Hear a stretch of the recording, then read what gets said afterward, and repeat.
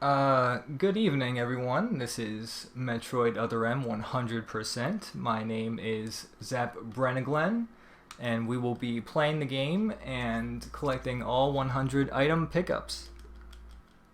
If I can just get back to the main menu.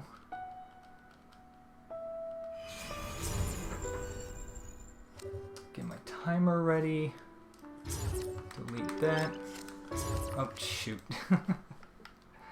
That is not correct. Sorry about that.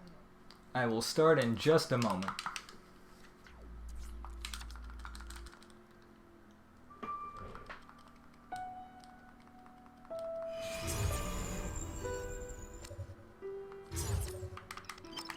That. Okay. Get my thing there. And we will start right now.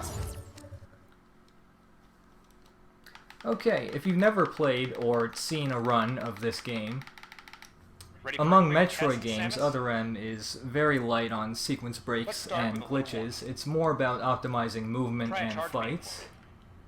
And no matter what category you're running, it always starts with this tutorial sequence.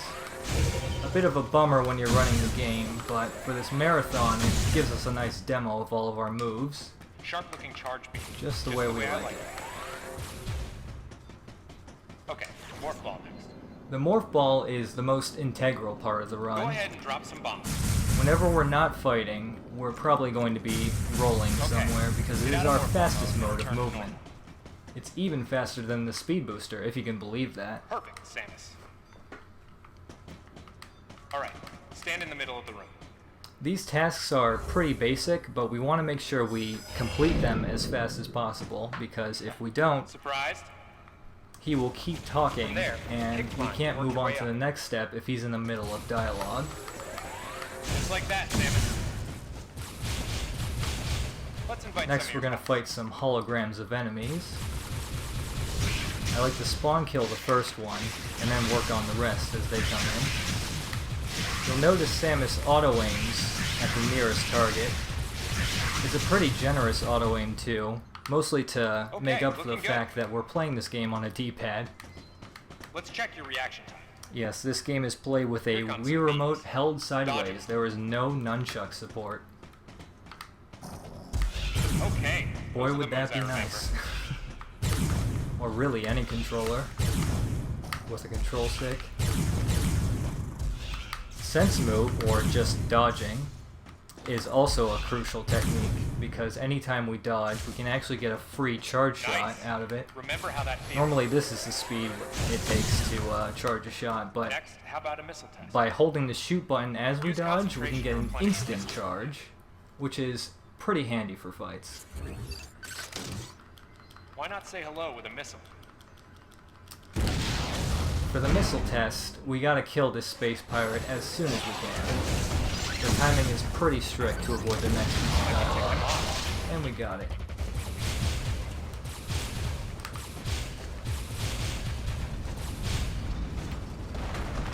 How about you try And last but not least is the power bomb. You won't see us using this again for about 2 hours. Thank you for killing all the enemies, Samus, but now I am blind. Room around you during power bomb. And that's it for the Alright, tutorial. Samus. That's it for the test. Movement in this game is very meticulous. If you want to know more, I suggest you just pay attention to how I morph and unmorph, because it's hard to describe how I'm gaining top speed and maintaining it. And sometimes flubbing the movement. A lot of the ground in this game is uneven, so we gotta watch how we morph and unmorph. And sometimes the answer is just to run, because the Morph Ball has its own physics. You can't roll up a staircase, for instance, except for those staircases you can. You'll see. In this fight against Rios, I think they're called, I don't think it happened there, but occasionally they take 2 shots to kill instead of 1. The reason for that is, in Metroid Other M, enemies, except for bosses, have a bit of variance on their HP values. So as a result, the amount of shots it takes to kill them will change, and there's no way for us to know ahead of time. So don't be surprised if I'm shooting a bit more than it seems I need to. Here I just interacted with a terminal. There's no button prompt for that, you just walk up to it and Samus interacts with it. This game's got a lot of context-sensitive actions like that. It can make it kind of confusing to play if you're a new player, but you just sort of get used to everything.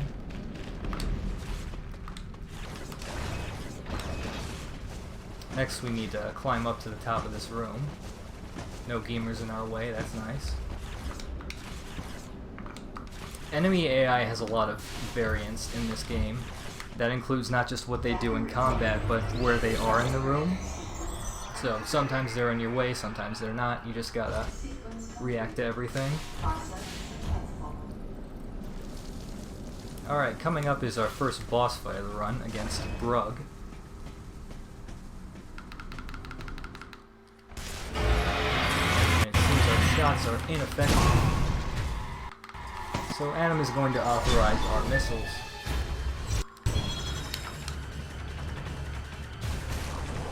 I'm going to open the fight by shooting him in the eye once. And that will allow our teammates to stun him by freezing his arm. And then decapitate him. Not the correct word for an arm, I just realized. Instead of firing a missile, I'm going for the overblast technique. That just simply means I'm jumping into an enemy with the shoot button held down, and it'll play a special animation detailed for that specific enemy. Samus runs or climbs up on top of them and it fires a point-blank charge shot. A lot of enemies in the game are dealt with using Overblast, and oops, I forgot my splits were running, but I'm sure it's not an issue for this marathon. Alright, we got our bombs back. It took us 3 minutes, and we got our missiles and bombs back. We need to make a quick trip backward, however, to turn on the power to the main sector. We couldn't get in that room earlier because we lacked bombs. Here I rolled down that staircase, which is a little bit faster than running down. Sometimes rolling down the staircase is not faster.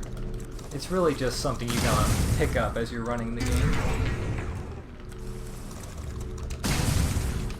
Alright, this is the system management room. And a pretty tricky fight. Let's see if I can get it.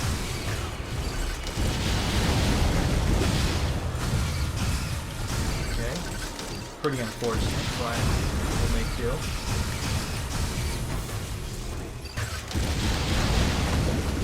The technique you just saw me use there is rapid fire missiles. It's not performed the same way as in Metroid Prime, though. In this game, when Samus fires a missile in the air, for some reason her missile reload animation just doesn't play. I guess the QA testers missed that one, which is odd because there's very few things they did seem to miss. Here we pick up our first lava lamp. There are 70 of those throughout the run. And we need to wall kick our way out this shaft.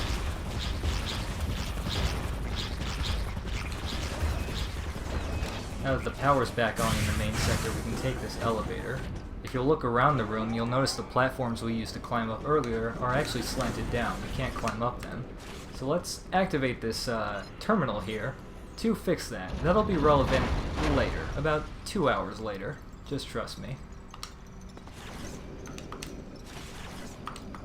Those are the magic staircases you can roll up without losing time.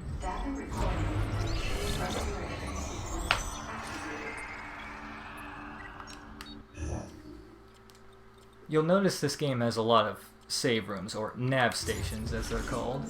Essentially a combination of the map rooms and save rooms of previous games.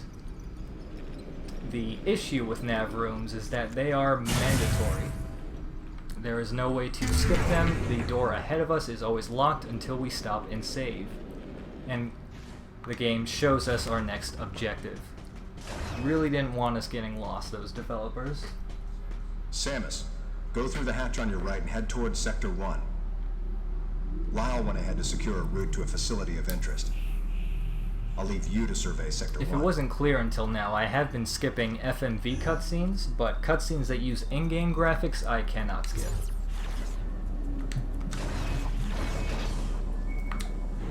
The way that I skip cutscenes is by pressing the minus button, but if you're playing the game for the first time, you'll notice that actually doesn't work. You have to beat the game once in order for the game to allow you to skip cutscenes.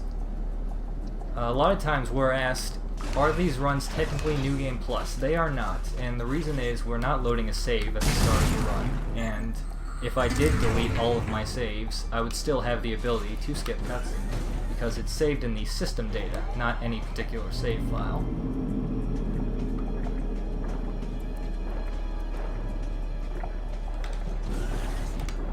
Alright, stepping out of that elevator, we need to climb up this large room and avoid these... gosh, what were these things called?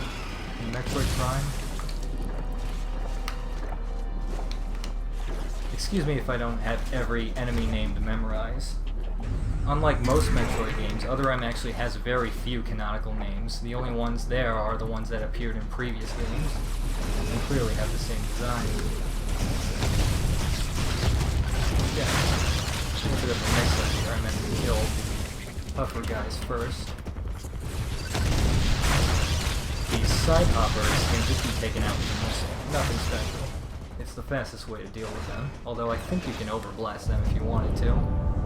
I'd rather not get close. You'll also notice I jumped into that cutscene trigger. You'll see me do that a lot throughout the run. Because in-game cutscenes, we lose control of Samus.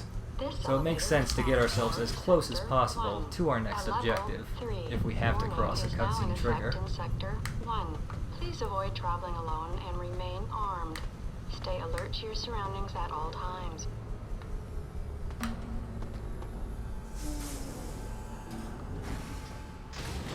Alright, starting off Sector 1, the Biosphere. Sort of the jungle-like environment. If you've never played this game, it's got a lot in common with Metroid Fusion. You're exploring a space station that has multiple biomes, and it's studying research on all kinds of life forms. This game has 3 sectors, not counting the main sector that we just left.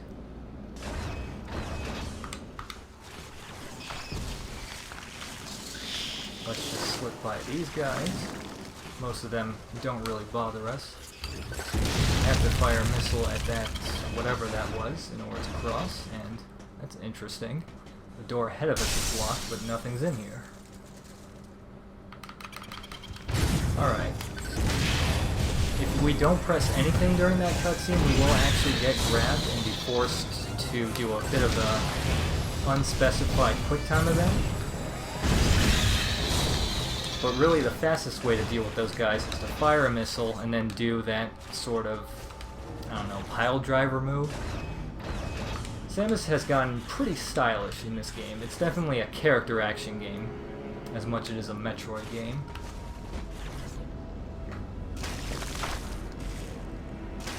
These Venus flytraps aren't quite fast enough to grab us out of our Morph Ball speed. It really accentuates just how fast we're moving compared to running, although running is not that slow. It's just important that we stay on the ground and stay in Morph Ball form as much as we can.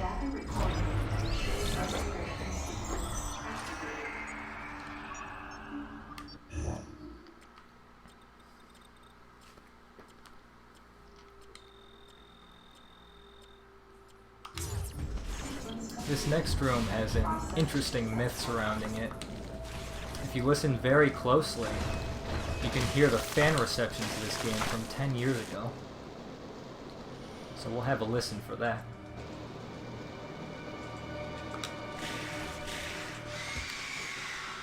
Huh. What do you know? Alright. these guys, armadillos, or roly-polies. We don't really have a solid name for them.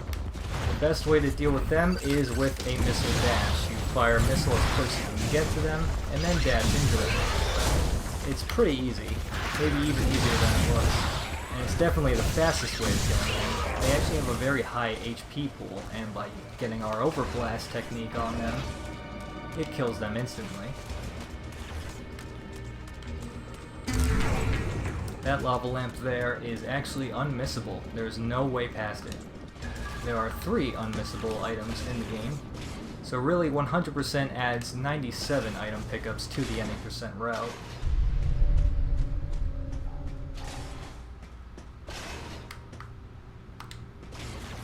You saw I jumped into that room, the sort of over-the-shoulder perspective rooms. You can always jump into them for a nice speed boost, and I managed to get all the way to the cutscene trigger, which saved a nice chunk of time. We got some more cutscene triggers here we need to set off.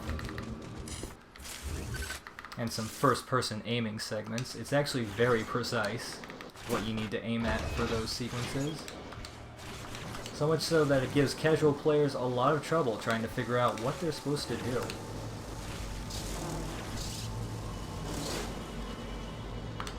Alright, let's activate this terminal and realize this room is fake.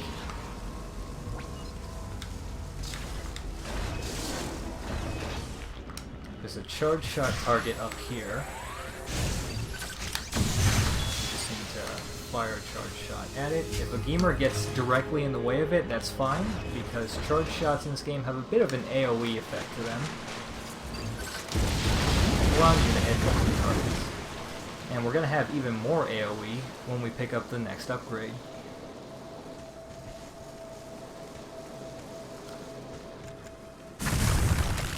Just move near the top of this room and towards the back. We need to activate this terminal here. Unfortunately, our friend over here does not appreciate being pulled out of the Matrix. But we can just roll by him. He won't give us any trouble.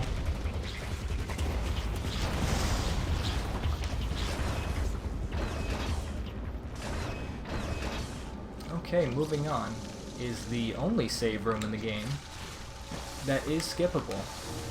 The objective marker implies that we're supposed to take it, but we can actually just escape and go this way, because we have to anyway in order to unlock that door.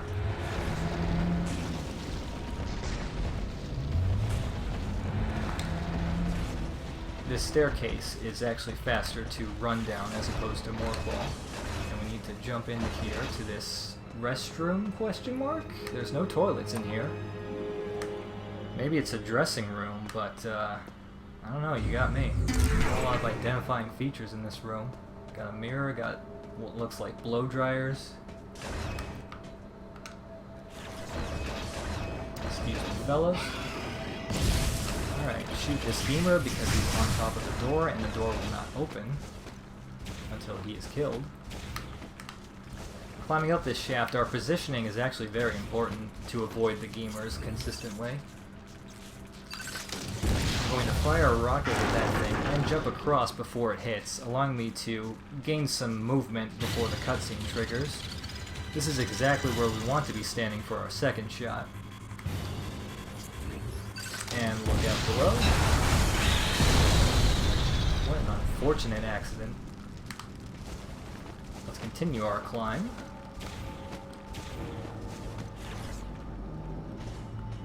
There we go. Lava lamp. Number 5.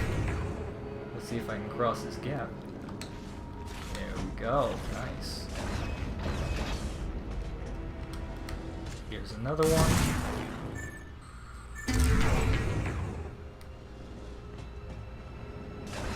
Let's move on.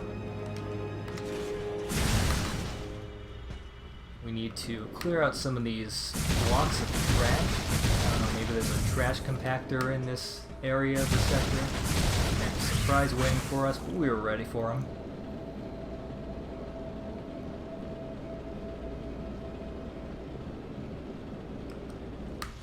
let's jump over that pole to collect this missile tank.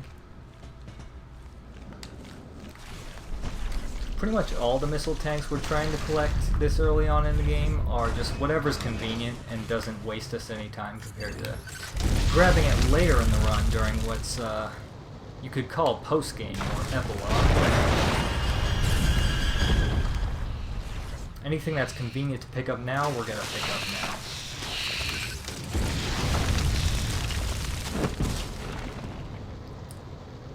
At the back of this tunnel, let's blow our way in. Getting these target locks can be a little tricky. It's definitely something you need to practice. And in this room we have some more invisible friends. And fire missile. The next one, projectile. I do so well fighting this game.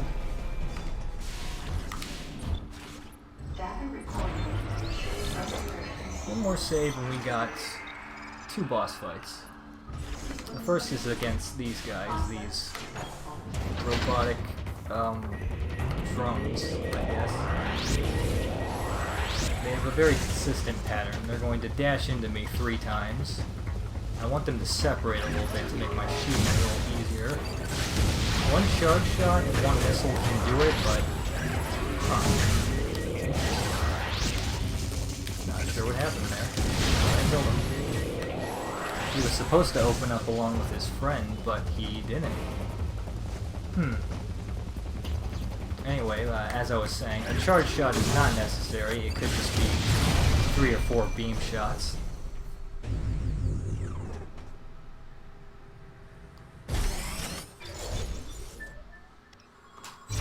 And that's the fusion beam. A power-up unique to Metroid Other M. It just increases the blast radius of a charge shot, like so. Now I'm going to try and nail at least one of the highs before they gang up on me. Because whenever we enter first-person mode, Samus likes to auto-aim at whatever's closest. That's not always what we want. But out of the way, that fight didn't go too terribly.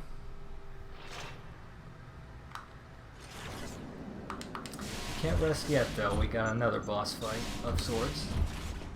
Hard to really tell what this game considers a boss or not. There's a lot of unique enemies. These guys remind me of the first boss of Zero Mission, actually. I wonder if it's a reference.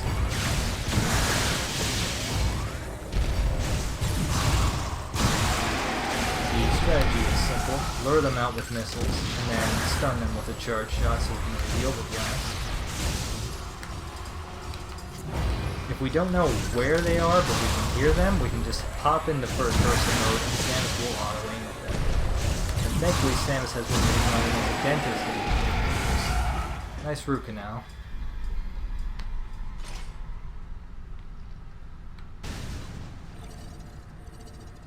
Alright. As the cutscene showed us, there's a new, what you call these things, Morph Ball launcher pad. What's this? Get back to a previous room at high speeds, avoid our friend from earlier, and backtrack all the way to the save room because that door that was locked is now unlocked.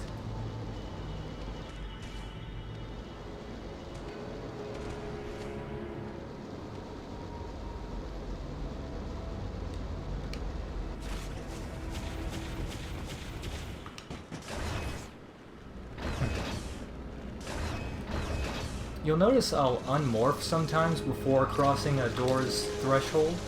The reason for that is not all doors open at the same speed, and it is possible for us to be moving too quickly for a door to open in time. Save room doors are usually consistent, but all the other doors you just gotta learn which ones are good, which ones are bad, and which ones you gotta sort of unmorph before you reach them in order to cross them quickly.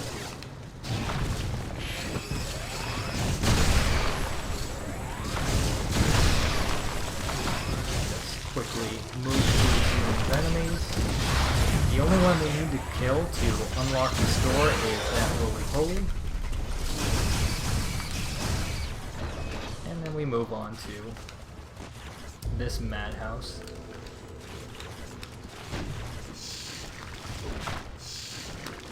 very unlucky, I will get knocked by those tentacles off of the platforms, and that can be a big time loss. But what's important is that we pick up this lava lamp before we continue on. Usually we don't get hit simply because the Morph Ball is such a small hitbox that they'll typically miss us. I'm gonna wait for this guy to stop just to be extra safe. Normally I just go for it.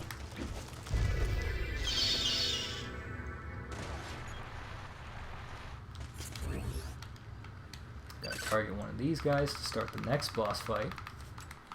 So we have a lot of enemies called Sea Hunters. Charge shot will either kill them outright or send them into a windless state where they need to be finished off. Ideally, it kills them outright, but it's all up to RNG. There's no way to influence it. Once we've killed enough, these bulbs open up. And we want to kill them as quickly as we can. Alright, 4, not bad. It is possible to get 5. I've done it once in my life. If you can get it, you'll be able to move on to the real boss fight portion of this fight much quicker. Anyway, 2 cycles is fun, always. Alright, that's Queen Key Hunter. You know what, I'm just gonna run up and shoot her. I could clear out the enemies with some charge shots, but really we just need to hit her with 6 missiles, and I have a lot of health to lose.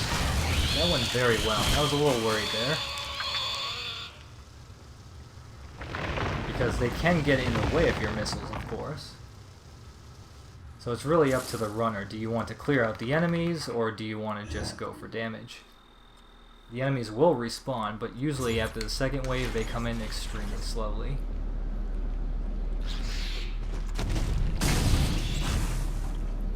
Let's hop in here for another energy part. I haven't mentioned it yet, but it's a pickup unique to this game. Sort of like heart pieces in Zelda. You collect 4 of them and it makes an energy tank. What's odd though is that they don't look any different from energy tanks. I wish they made them a different color, or at least smaller. Oh well.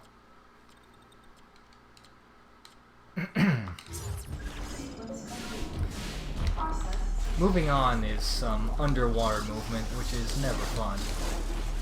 When Samus is underwater, her, well, my theory anyway, is that the programmers decided, okay, Samus needs to move slower in water, how do we do that? Let's just put a 50% modifier on all her animation speeds. So everything she does is about that much slower. Even our Morph Ball just looks pitiful. You'll see me drop bombs as I move, but it doesn't really influence my speed. It's mostly just to keep guys off my back. With some consecutive dodging, I think we can actually move slightly faster than the bomb, than the Morph Ball. But that's not really up to you. It's really up to the fish swimming beside you. Let's make our way back.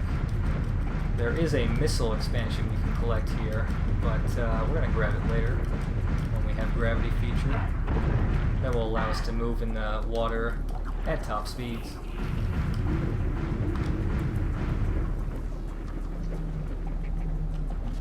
Let's get a ride on this tram. So we don't get knocked off. That would be a pretty bad time waster.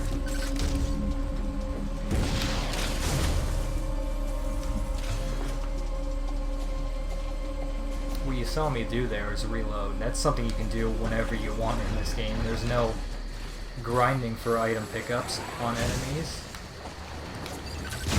Not in this game. You just hold up with your Wiimote and hold down the A button, and that's it. Just nail this charge. Am I not lined up? Oh. That usually doesn't happen. I saw it was red, so I knew there was a problem. you'll know you can hit a charge shot point if it's green. It'll sort of light up once you're close enough. Definitely don't want to get hit by those puffer guys. Because if we get knocked into the water, that's a huge time loss. Anyway, let's line up for this wall jump and jump extend. If I can line up correctly. There we go, first try. That is a trick I invented, so I'm glad I got it. It saves about 20 seconds. Technically, we did have ways across that gap before, but they were so difficult nobody did them in runs, so I found something that all you need to do is wall jump, sort of, and just time a shot and time a jump extend. A jump extend is just what we call pressing the jump button again while airborne, and it sort of gives Samus a horizontal boost to her destination. Very handy.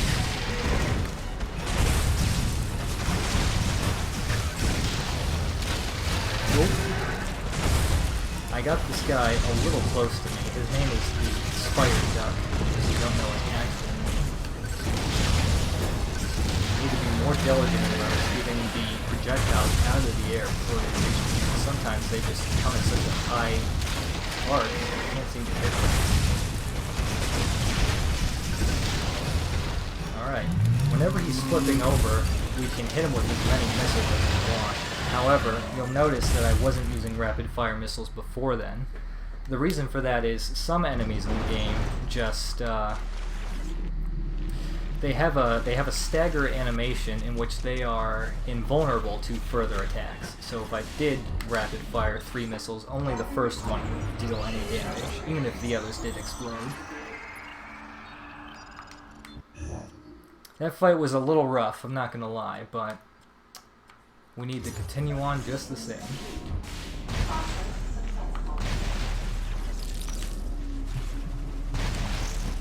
Let's avoid some more of these bugs, and we need to activate another one of those Morph Ball launch pads. There. If I was quicker, I could have pressed the jump button just to dislodge myself from that ledge and allow Samus to fall during the cutscene. I didn't get it this time, but it's fine. Coming up is a fight I really like because it actually incorporates bombs, of all things.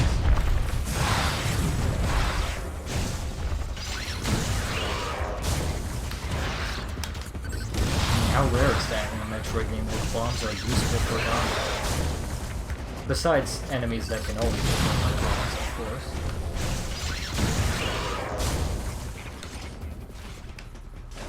Anyway, fancy fights aside, we need to move on to this next room that I remember spending a lot of time in trying to find a new skin. I never could.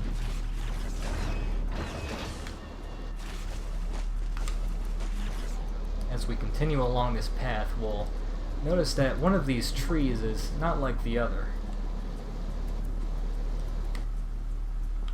That's right, it's another spider duck, but we don't need to fight him, thankfully. We just need to get by him. On this very slow tram ride. This is what I was hoping to skip. Finding some kind of sequence break. I thought I was onto something earlier. With spider ducks, there's actually an overblast technique, where if they angle themselves down low enough, you can jump directly on top of them, and it'll blast you up really high, but not high enough to get where we need to be in this room. I remember practicing that for like half an hour. I was just convinced it would work, but sadly it did not. In this Morph Ball tunnel, didn't happen that time. These gamers are very strange. Sometimes you can just pass right by them without having to kill them first. I'm not really sure why. If there's any way to influence that in other Morph Ball sections, it is a mystery.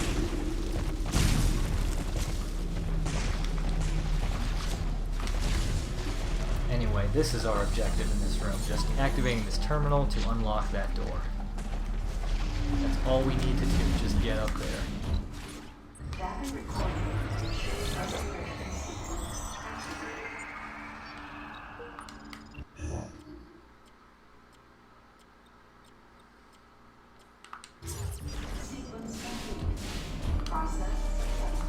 Alright, coming up is the worst part of the run. The exam center. It's the worst part of the run because there's not a whole lot going on. It's a lot of walking from point A to point B, a lot of cutscene skipping, a couple fights in between that are interesting, but nothing that we can really do to speed this up. And that's why I think it's the worst part of the run. Elevators too, lots of elevators.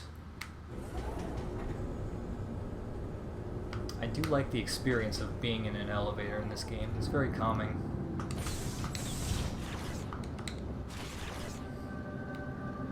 And save rooms, don't forget save rooms.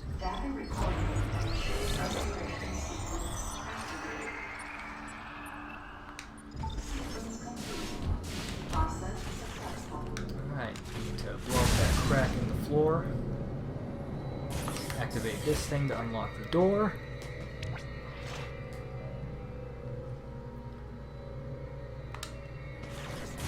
Strange, there seems to be some kind of drones or some kind of machines on the ground. Maybe someone's been through here before us.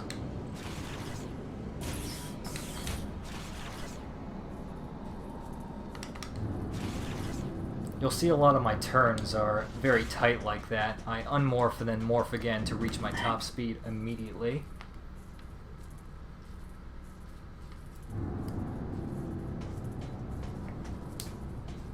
Walking into this next cutscene trigger.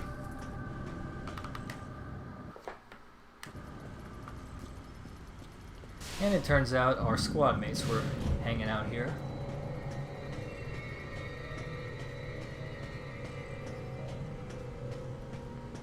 I don't know about you guys, but I could really use another save point. We've done a lot since the last one.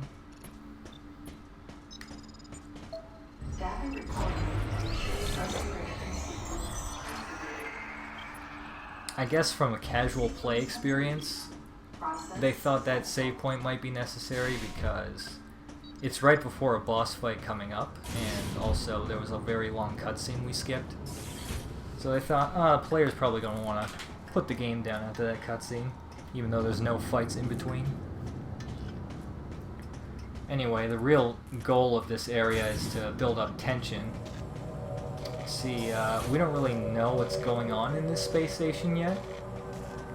We think something's here, but we don't know what or where. Sorry, we think somebody is here, but we don't know what or where.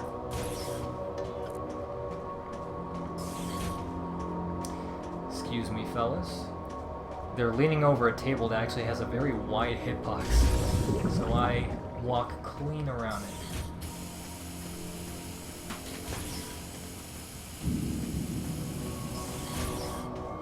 Walking into this room, skip the cutscene. It's supposed to be a horror movie moment here where a corpse sort of falls out of the closet as you open it. In terms of aesthetics, it's not bad. When you're walking through these tunnels, there's steam vents popping beside you as you walk by them. It's pretty good tension, but this is a speedrun and I don't care. I want to get on with it.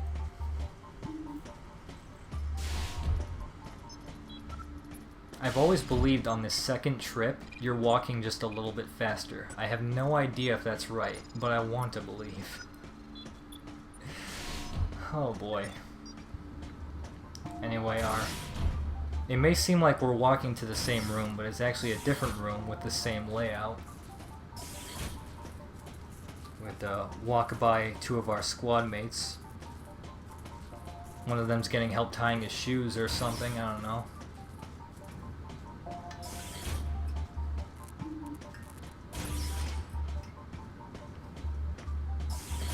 Okay, finally, some action. Just look up.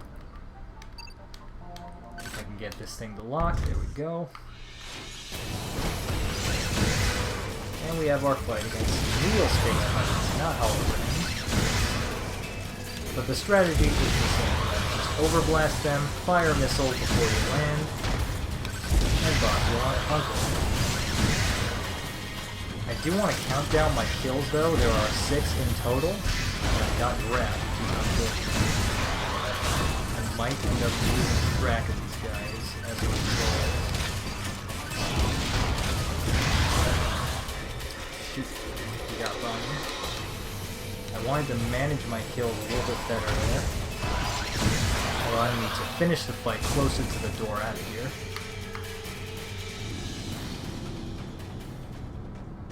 Oh well.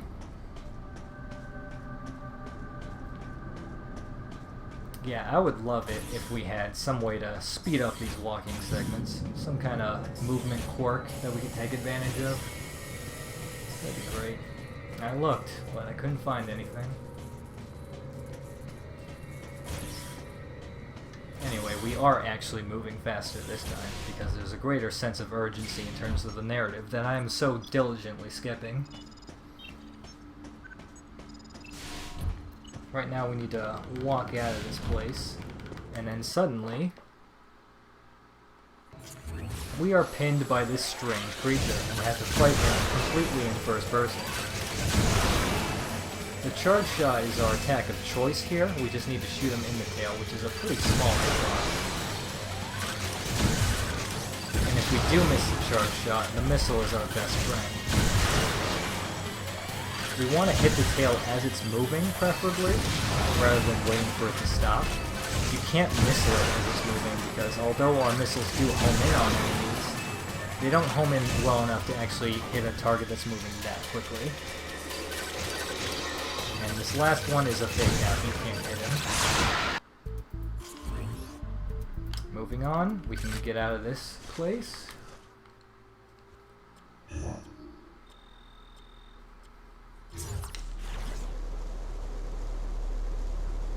The creature who had us pinned escaped into the nearby Sector 3, so we're giving chase now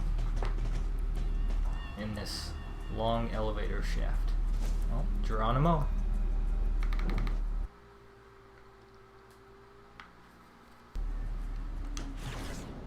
Alright, this is Sector 3, the Pyrosphere. I believe there was a Smash Brothers stage that takes place here. Well, we get a good look of the main room, I guess you could say. There's some fish roaming around. They are hungry. If you don't press anything during that scene, you will get eaten and killed. I remember that being quite the shock the first time I ran this game.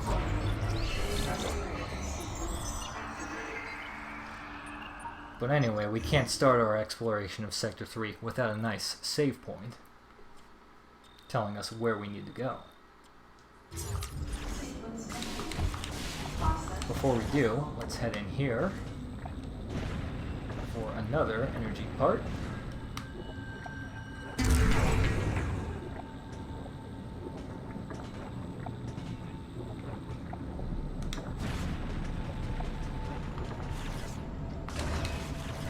Okay. You'll notice we're taking continuous damage in here, and that's because we lack the Varia. But we're wearing the Varia suit, you might be thinking. Yeah, well, you'll see. All of these dodges are context sensitive, and they always happen at the same points. It's a very scripted sequence of dodges. Whenever we don't need to dodge anything, I'll just hop into my Morph Ball just to move a little bit quicker.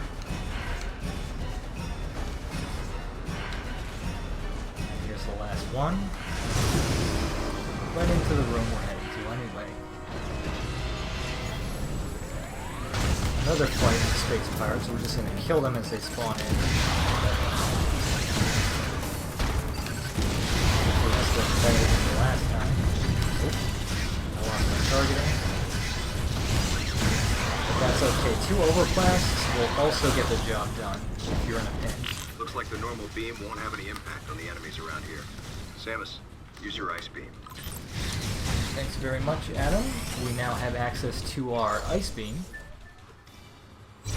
In case you missed it, I actually blew up something with a bomb during the fight, because that will be what we'll take out of here. we're done destroying this hive, it leads to an Excel charge.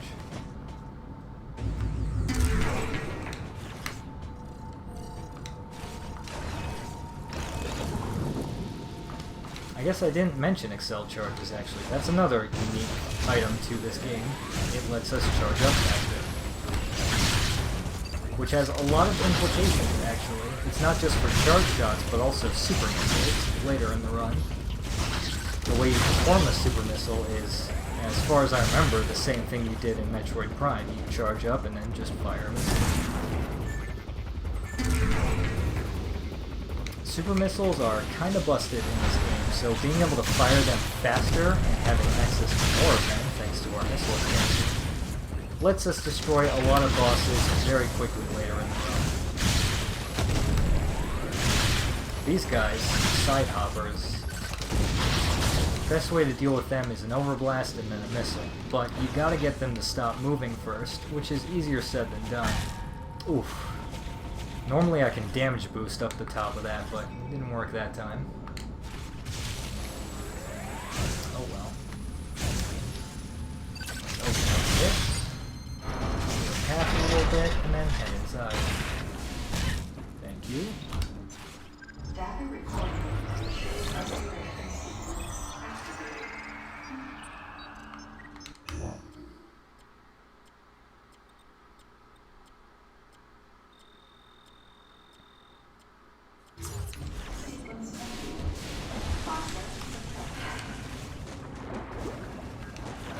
Alright, these lava monsters have a very large telegraph on their attacks, but they are pretty wide hitboxes, so you gotta be careful avoiding them.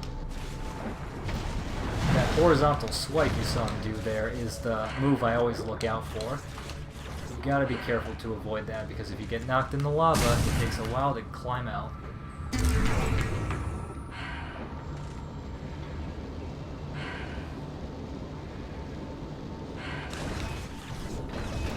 Alright, moving on.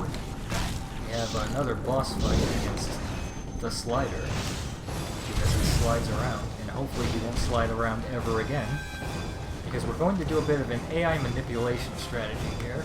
By staying the same distance away from him, I can force him to do that attack, which opens him up to a stun, allowing me to rip his heart out and eat it.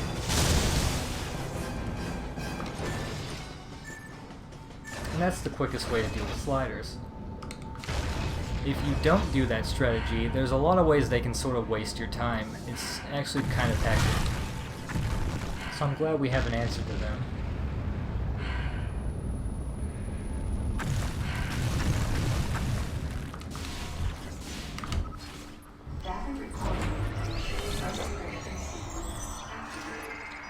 Alright, another save room, and now that we're inside the volcano, we have one more space pirate ambush. How did they build a volcano in a space station? That is what I'd like to know. Ooh, almost done. This fight is pretty flashy, usually, if I can get it. You can land on multiple space pirates without touching the ground. My record is 4 space pirates, but usually the fastest way through this fight is to get 3 and then another 3, because you can't quite kill them fast enough with the rate at which they spawn in. 6 total. There is an energy part in this room, but we will grab it later when it's a bit more convenient. Doesn't make a huge difference, but you'll see.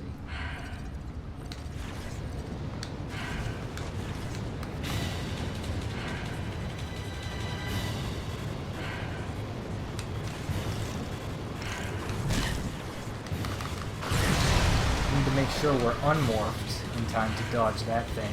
We can't dodge anything if we're still on a morph ball. And we always get that hand slam at the same points of this run. Okay. Thank you. Thank you so much. We're fine. Not a big deal. Samus, activate the variant feature on your suit to protect yourself from heat damage. Another great idea. Thank you, Adam. Yes, the Varia suit. Finally, we stopped taking continuous damage from all this lava. And also reduce damage from everything. This guy's name is something I don't remember and probably couldn't pronounce anyway. We call him Varia Boss because he's the boss immediately following the Varia suit. We gotta nail him with 4 charge shots, and then fire a missile. And then do that again. We're not doing a whole lot of damage right now, but once we do it twice, we'll have better opportunities later. If we want to nail him with a missile before he slips it back into the lava. Here he's going to do a few hand slams. We're going to... Ooh, that was lucky. If your timing is spot on, you can actually freeze his hand during the cutscene. And I'm gonna give him 3 shots. I could give him as many as 4, but we only need 7. And it's believed that if you give him 3 to start, it will manipulate his AI to give us a bit of an easier pattern. Not easier pattern, quicker pattern. Alright, that wasn't that bad. I didn't do it quite the way I usually do. But he didn't screw around, which is nice. This guy can really waste your time, and often for seemingly no reason. In fact, one thing that can happen, this happens out of every 100 runs, you can open up his weak point, and then the game will just nope, and then he'll continue attacking you. And that's like a minute time loss. It's so frustrating. Maybe even more than that. I've definitely gotten that before on PB pace.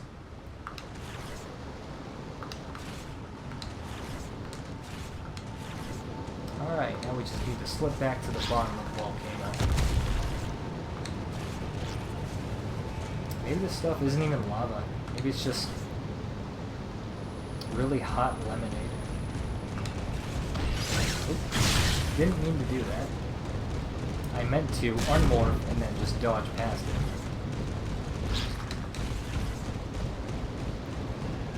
But I guess my thumb slipped and I hit the jump button instead. Oh well.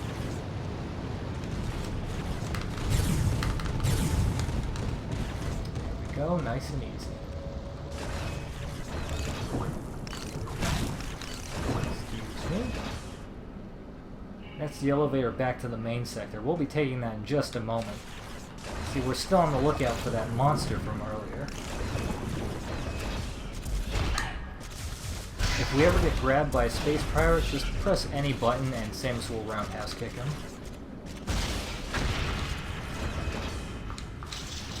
Only loses a second or two if it happens. Data recorded.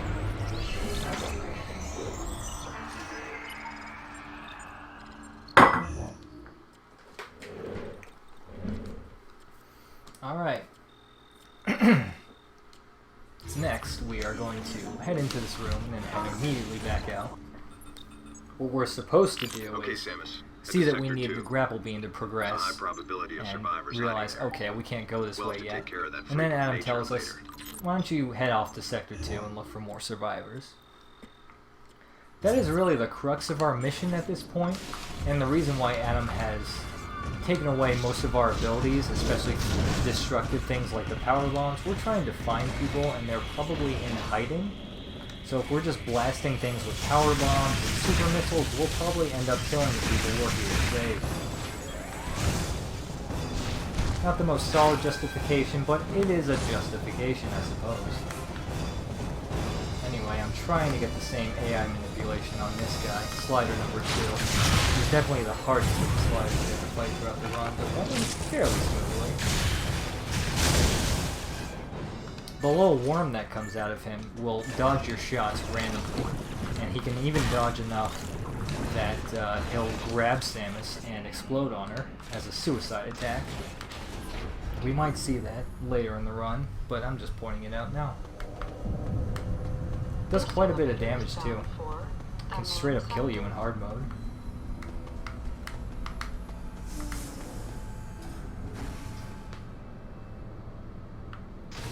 Kind of frustrating when that happens because it's not something you can really prevent. His dodging of your shots is completely RNG. I guess I never tried missiles though. Maybe he doesn't dodge This those. elevator is bound for Sector 2. A level 4 warning is now in effect in Sector 2. An irregularity in the climate control systems of Sector 2 has been confirmed. Please be sure to wear protective equipment and use extreme care when moving around this Some of these floor. elevator sections are a little longer than usual because the game has to wait for the dialogue to finish.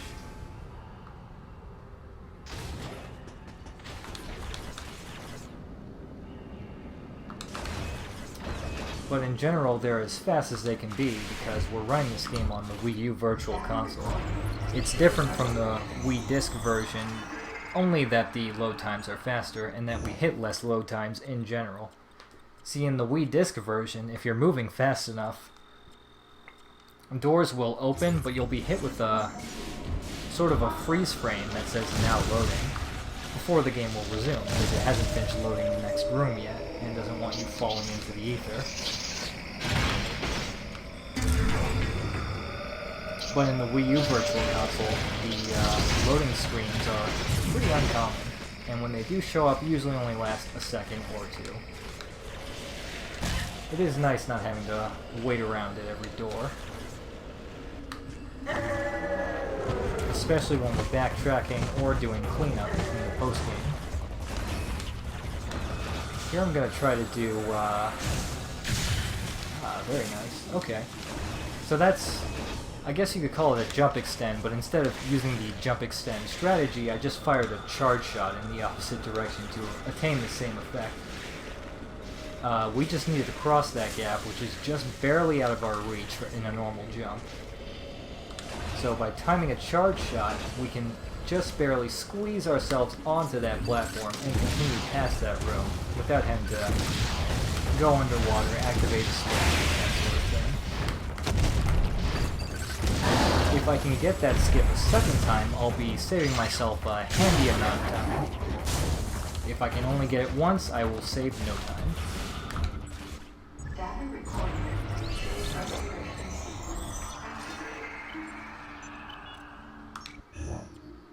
Or maybe I would save a few seconds? I don't know. The math for calculating skips in this game, kind of complicated. I'm not the best expert.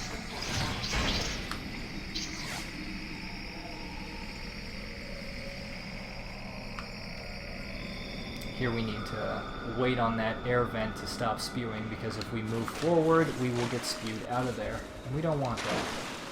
And here we have a new enemy type called Pikas. The best way to deal with them is to hit them with a charge shot and then do the overblast. Dash right into them. It's often a little more complicated than that though. In order to stun him, you need to hit him with a charge shot during very specific animations that are very brief. So they can kind of waste your time if you're not practiced in dealing with them.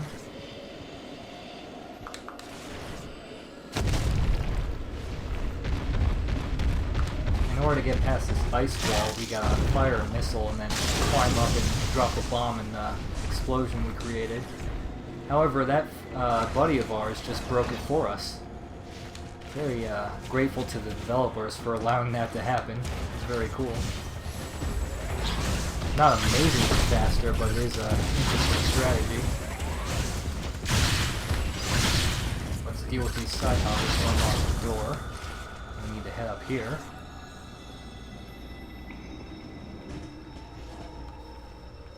Another lava lamp. This next room has a few more Pikas for us to fight. And some stalactites we need to shoot down in order to cross this water.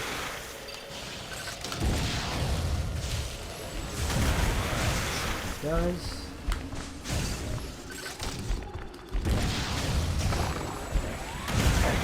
If we time our missile just right, the stalactite crushes him. Or at least pushes him into the water. That's exactly what we want. If these guys touch water, they die instantly.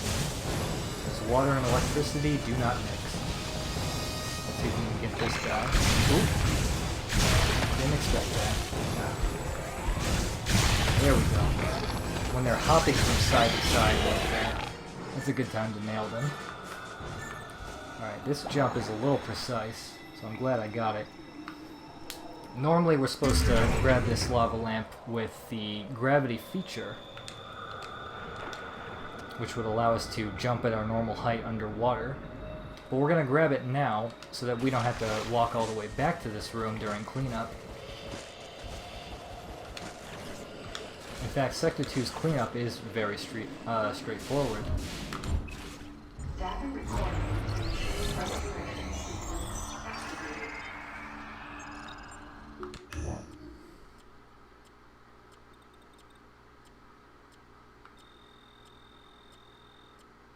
Sequence complete. Let's hop over these icicles in our way. Skip the cutscene and then continue.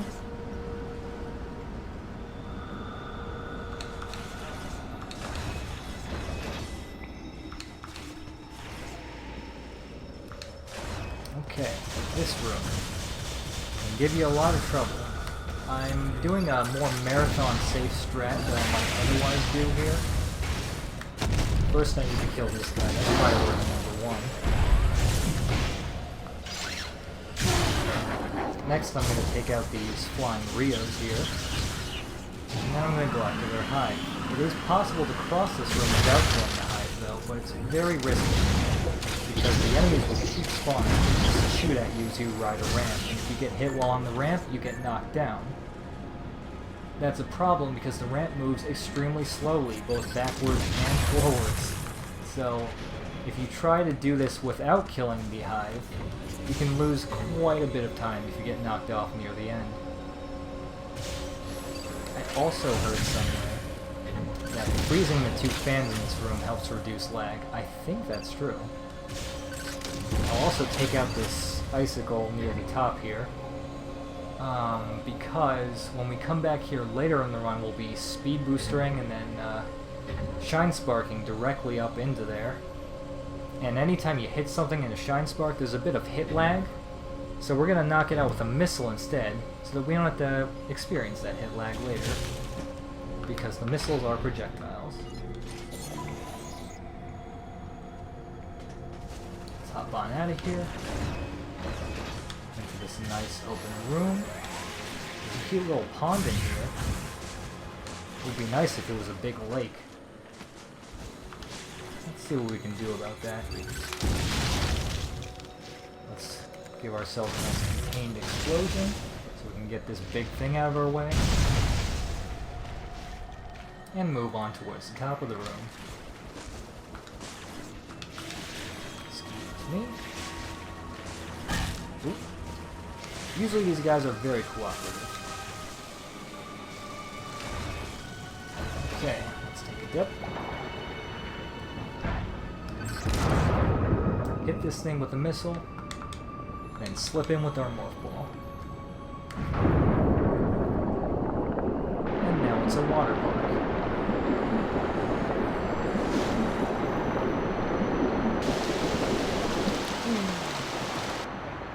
Alright.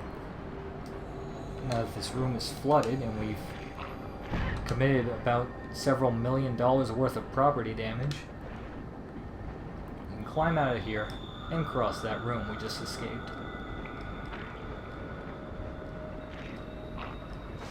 Climbing things underwater feels very strange. For some reason, Samus just has weird intervals where she will grab the ledge but also not. I don't know, it's hard to explain. But anyway, with the water drain, we can now cross this room. Don't need to fight these guys, I'm just gonna got a little bit of the damage boost going here, but it didn't last long. They're actually very aggressive today. Oh my. Yes, you can overblast Pikas. I've never found a strategy where that's really pertinent though. they have one move where they sort of charge up and have like this sort of super armor where you can't hit them with a charge shot, thus you can't stun them. You can only hurt them with a missile, and that gets them out of that state. And I was wondering, can I overblast them during that state? And the answer is no.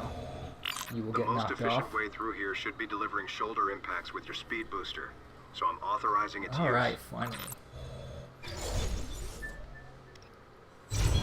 Got the speed booster.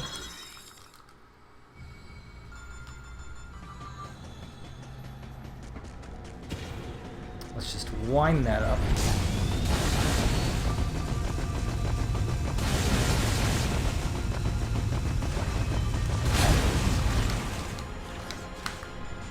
Alright, that was fun.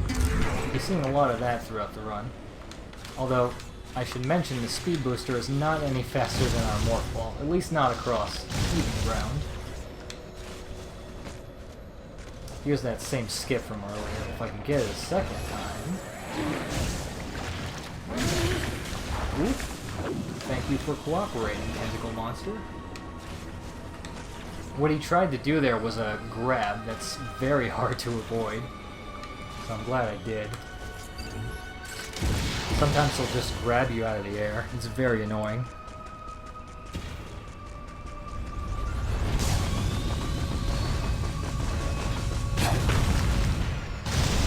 Cool.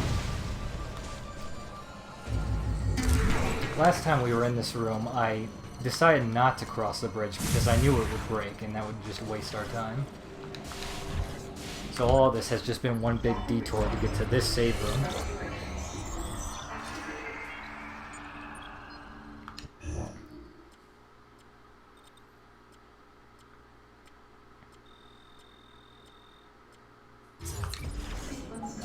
Moving on. Oh, right, this.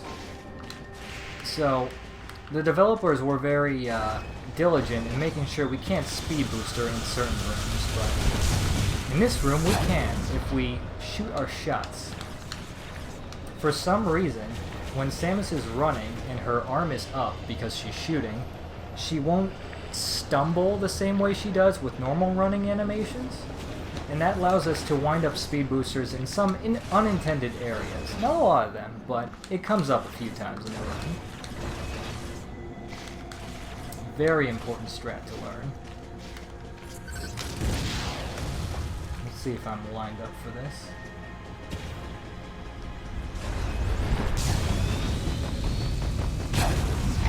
Oh! A little early on that, but that's fine. Gotta make sure doesn't have his back turned to the ledge. Because if I knock this guy down, I have to jump down and fight him. That's a huge time waster.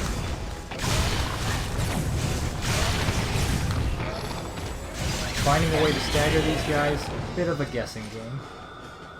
It can often take multiple tries.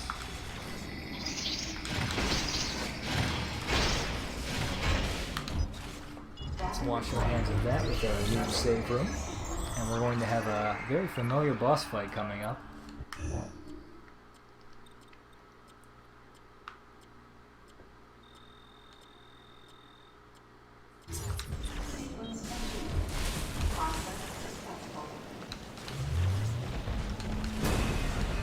Yes, it's the spider guy, but we're going to fight him a little differently this time.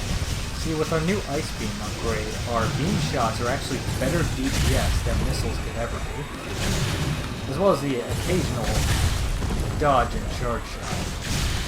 That's also quite a big help. I'm keeping an eye on everything he's doing because it's all dodgeable. But if I end up with one of his legs in front of me, I won't be able to get his weak point. Him with a few rapid fire missiles, see if we can get some more damage while he's flipping over.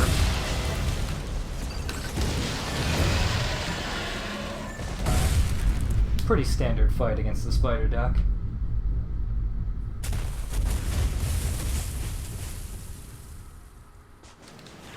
Another odd thing about those creatures is that they moo like cows.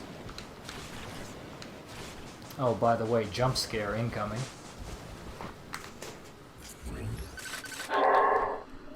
Oof, I'm glad I warned myself.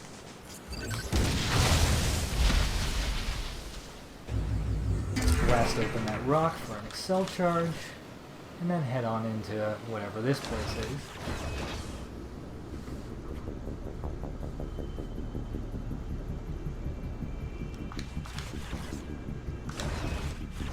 See, what happened out there is we found one of our squad mates dead in the snow, and what's odd about that is that he doesn't seem to have been killed by monsters, but instead by blaster fire. And this woman seems to be a witness. So we're hopefully going to get some answers from her.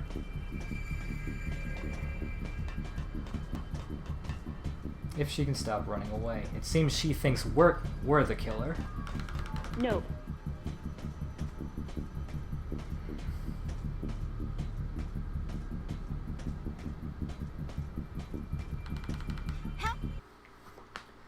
And that opens us up to the next boss fight against the Tonka truck. He's a big yellow boy. Oop. He's starting off with lasers, which is ideal. Thank you. That gives us a lot of dodge opportunities, which means free charge shots. What we want to do is freeze both of his arms. Once they're frozen, pop them with a missile to get them off.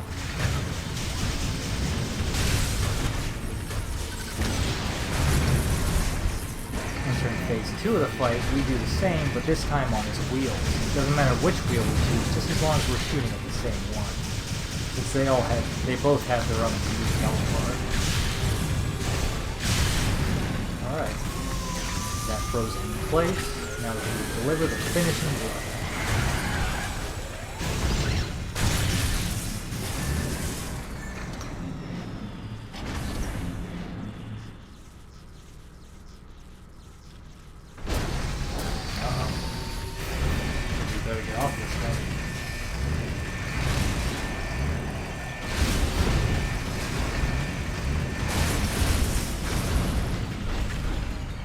That fight went pretty well.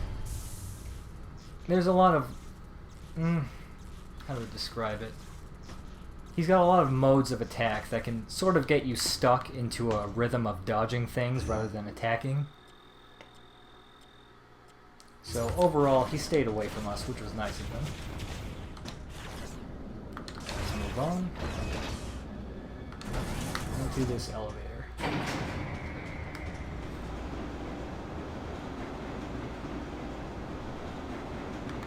With those... Let's move as close as we can to the next door.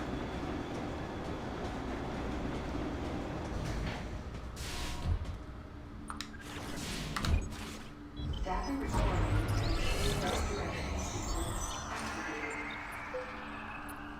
Alright.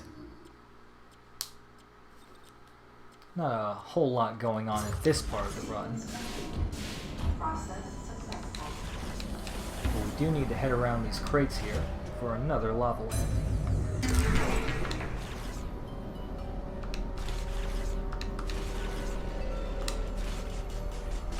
While we're going here, we need to wind up a quick shine spark directly upward this time. Those deer-like enemies, I've never been hit by them. They just have a very bad hitbox. And they never seem to catch up to me either. More shine spark to get where we need to go.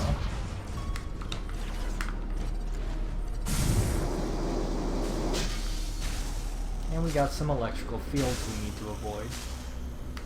And or damage boost from.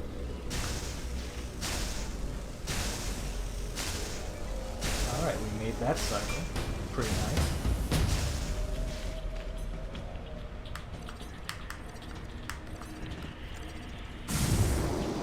This second ventilation shaft, I'm guessing, doesn't have electrical field set up, but it will on our second trip through here. So we just beeline for where we need to go. Wow, I had never gotten stuck there. No matter. We head in here and realize, I can't shoot that target because there's glass in the way. And believe it or not, that is the third and final item that is unskippable, because the door out of that room will not unlock until you pick it up.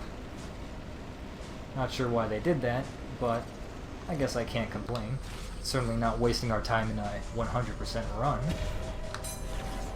Anyway, let's head back to the room we were just in and come up with a plan for how we're going to hit that switch. And it seems we've gotten ambushed. See, these space pirates have some way to pass through this glass panel, but we don't. If we try to shoot, our shots just bounce off. I'm standing in this corner to reduce lag, because when 3 of these guys are on screen and their shots are on screen, it kind of lags the game up a bit. Shot effect to get past this. I'm authorizing you to unlock your wave beam. Thanks very much, Amy. That's just what we needed.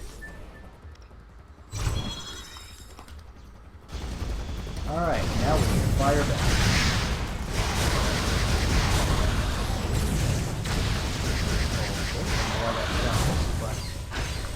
A decent fight, all the same. Now we just need to head back to the room we were just in. Excuse me, fellas. That's what I said about bad hitboxes. We just ran right by it. It wasn't even the Morph Ball.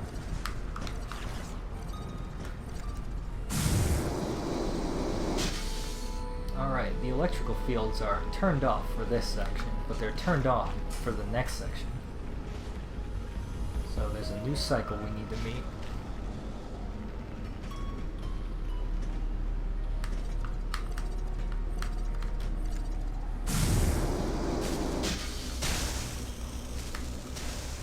See if I can get this. Yep. Didn't get it. Very tricky.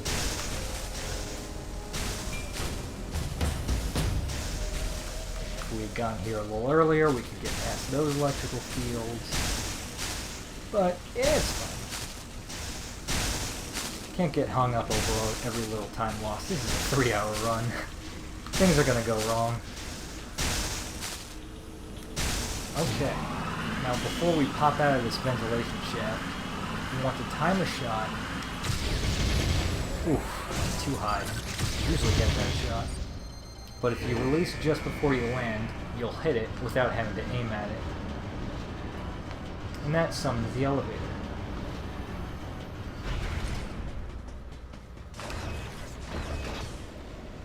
But it seems our trek out of here won't be quite as smooth.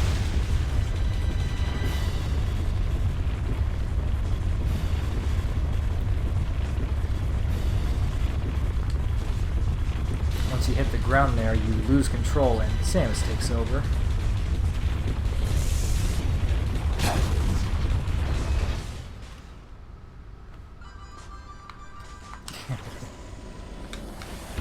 Late on that one. Alright. Here's the staircase question mark section. Not even sure what this is supposed to be in the universe.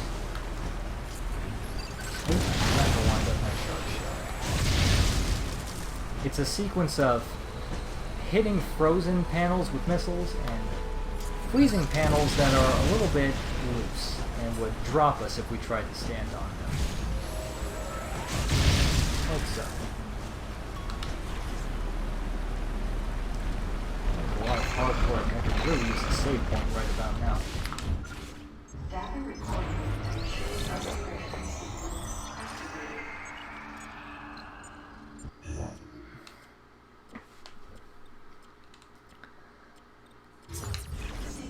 Alright, moving on is, of course, the elevator fight. Every good beat-em-up has one.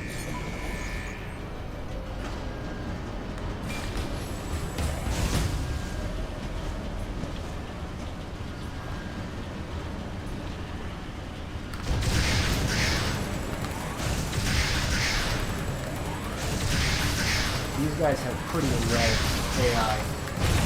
I haven't even been attacked yet. And when they do attack, the shot you can expect is, well, it can be hard to react, since you're surrounded. But we definitely want to dodge whatever we can to get as many free charge shots. They also have a bit of a kick attack where they'll run up to you and kick you. That's very hard to dodge for some reason. I'm definitely trying But, no dice tonight. But the ride isn't quite over. Here we have Reaper, our stalker for this game. We'll be fighting this guy multiple times throughout the run. He has quite a few attacks, all pretty straightforward to dodge, meaning that we got a lot of free charge shots, and the occasional overblast, like so. Once he's had enough, he would. It'll be a while before we can actually kill him.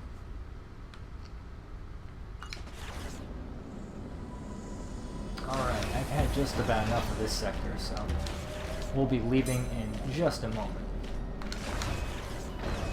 First we need to slide down here, activate that switch, and that will give us just large enough of a window to shoot a switch hiding behind these tags.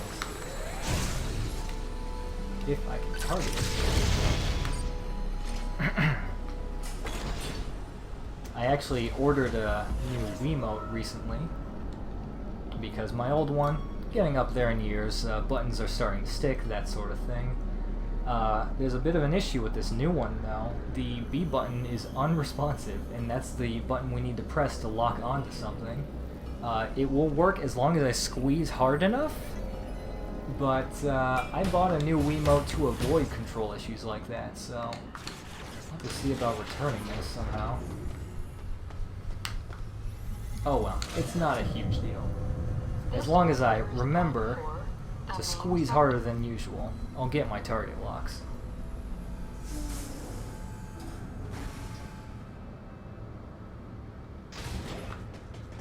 Alright, we need to make a quick trip back into Sector 3 and continue our search for that monster we were chasing earlier.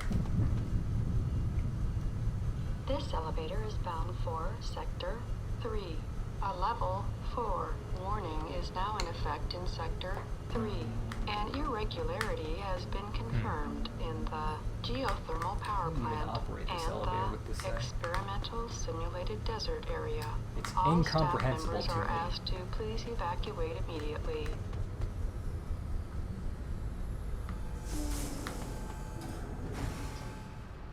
Alright, we're back, but there's a problem. That door is locked. For some reason. We need to go unlock it. And the place we go to unlock it is back in the volcano. Bit of a filler section, huh, game? Oh well. Excuse me.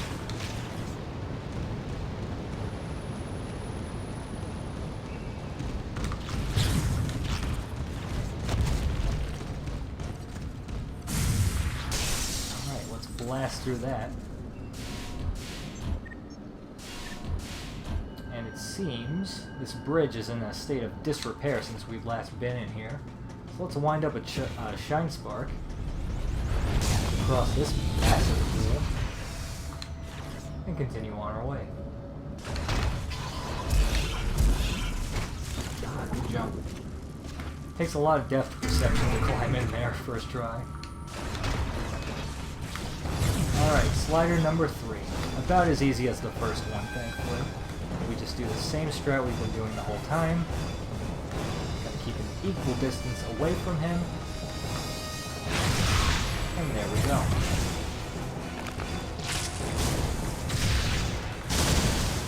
Charge shot is not necessary to finish him off.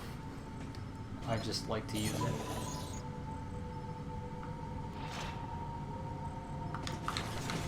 Before we go, there's a missile explosion hiding under here.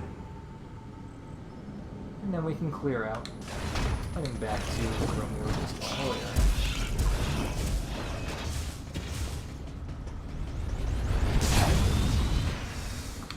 A lot of our Shine Sparks throughout the run are going to be as quick as that. Shine Sparking can technically be faster than Morph Ball movement, but it depends on the terrain. In general, when we start a speed booster, we're going to get out of it pretty quickly. We're just starting with the Shine Spark. There's that energy part.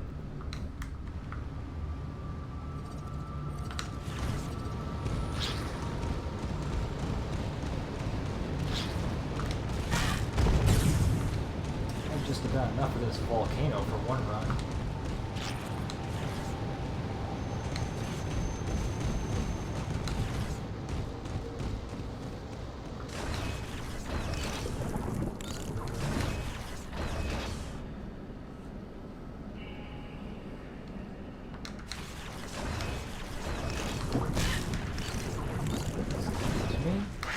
Now we need to help our squad mate. What was his name?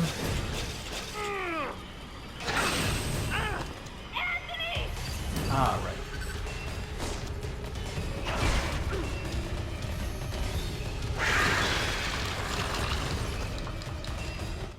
Samus, use of the grapple beam is authorized. Oh, thanks, Anthony. That's just what we needed.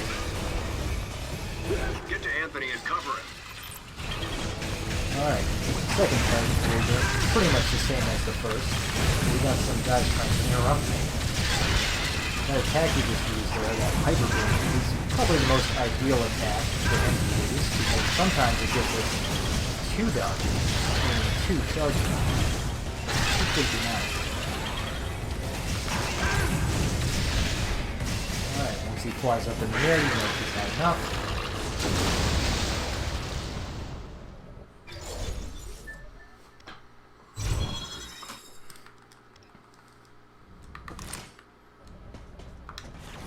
And we can continue our search. Don't need to stop at the save room this time.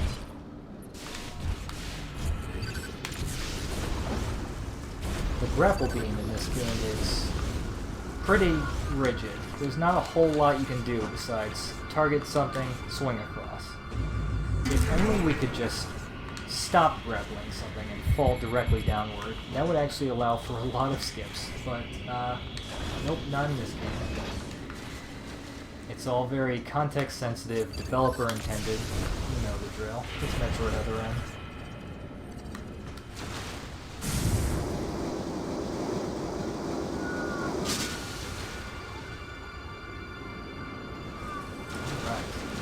To get through here, we need to release these grapple points.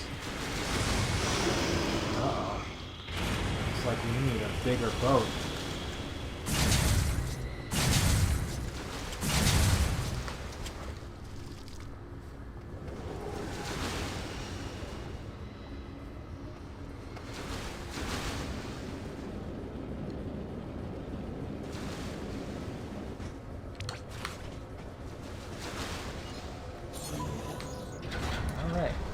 Now we can get into that room, and hopefully cross without incident.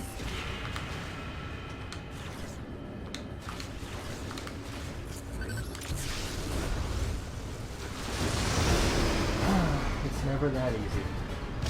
This is Vorash, my least favorite boss of the run, because he's kinda erratic.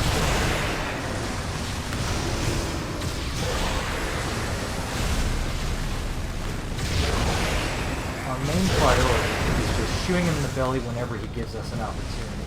Unfortunately,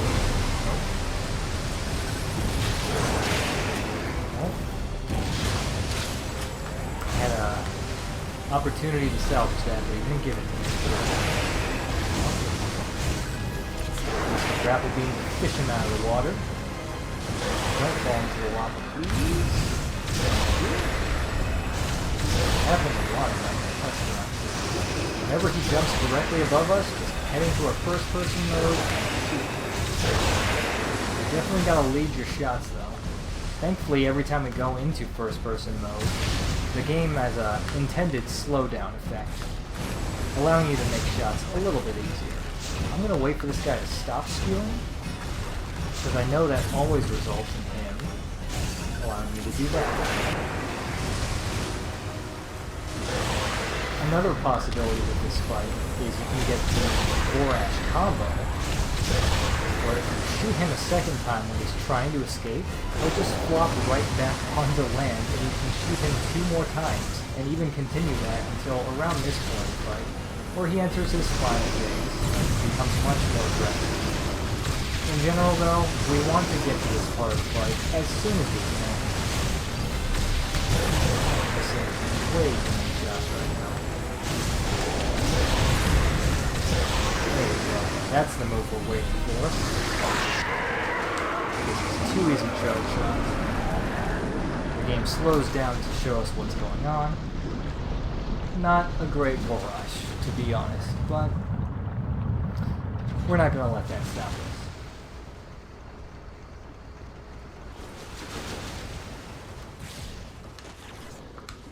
I think you're supposed to cross that gap with a grapple beam point, but we just jump across.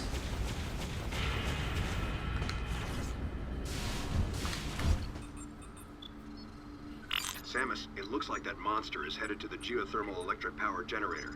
Track it and put an end to it. Alright, good tip. But now that you showed us where to go on our map, let's save our game so that you can show us where to go on our map again.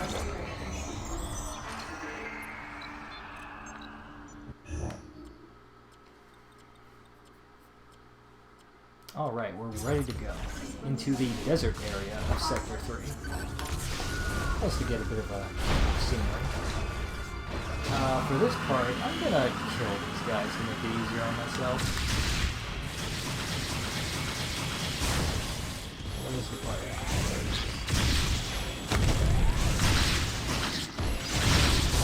Do it. I need to line up very meticulously for this next Shine Spark.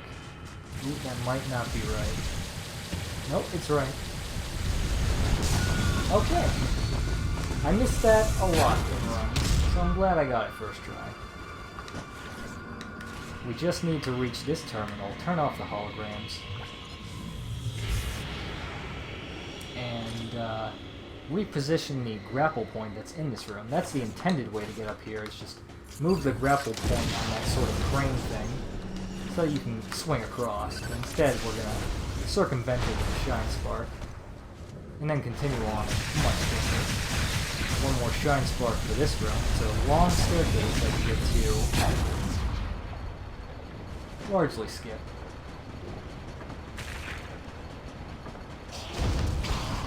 Got a lot of guys up here, though. Hopefully they don't interrupt me during my grapple beam, because that is a thing that can happen.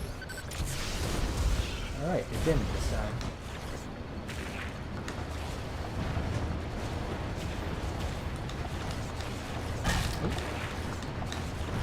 Flub my movement a bit there. Unlock the door. Climb up the same way on the other side. All standard stuff.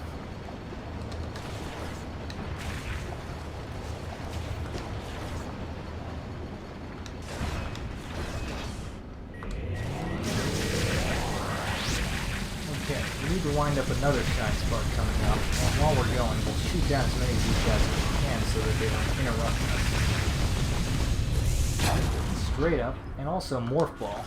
I call that plummeting. It sort of lets you fall twice as fast, and it's only possible when you Shine Spark directly upward.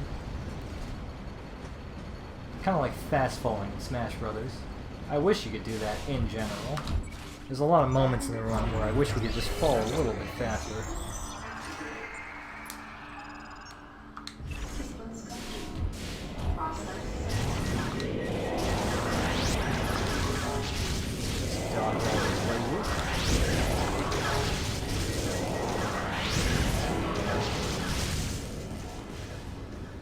And have another meeting with our stalker. How's it going?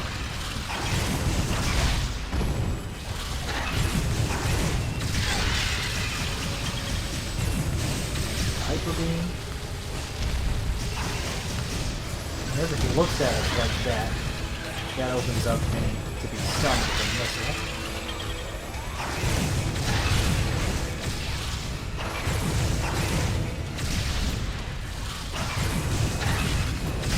This fight's going on like really well. I'm surprised he's not flying yet. You know it's almost over once he gets airborne. Alright. Slowly float over to his position. I waited a bit before firing my missile because even though we could lock onto him early, he's not vulnerable until a second or two. So I might as well wait before firing.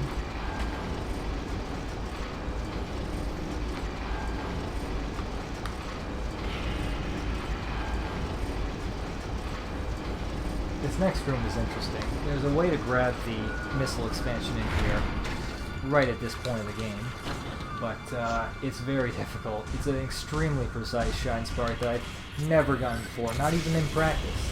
So instead we'll be coming back for it in the post-game. Which is a shame, because this is the farthest we'll have to go back into Sector 3 during the cleanup. But it's not a huge time waster all the same.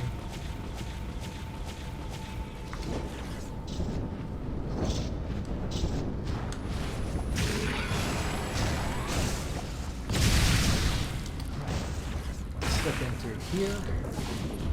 And we're going to take a pretty interesting route.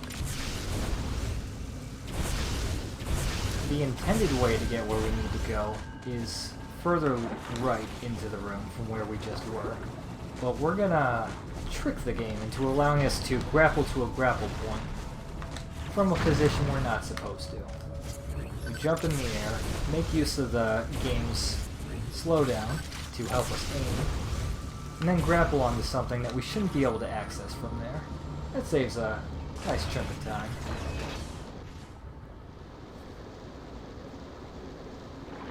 We gotta hurry up. We don't want to be late for our date with Destiny.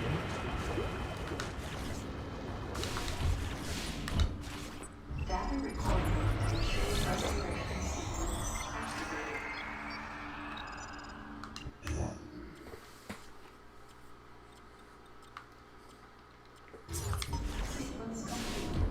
Alright, we've tracked the monster all the way to here, but something's wrong.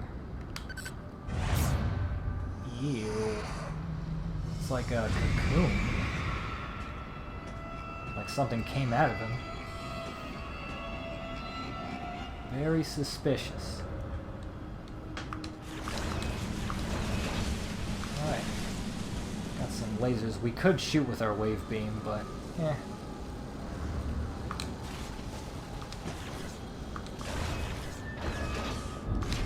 Climb up here. There's an energy tank over there, but we'll grab it in just a moment.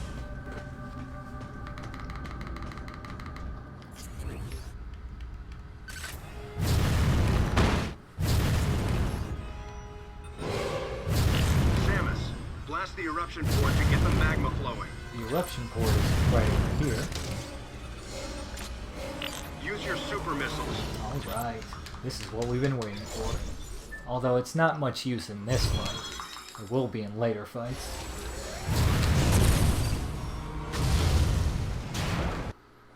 Alright, what we've been waiting for. It's our old friend.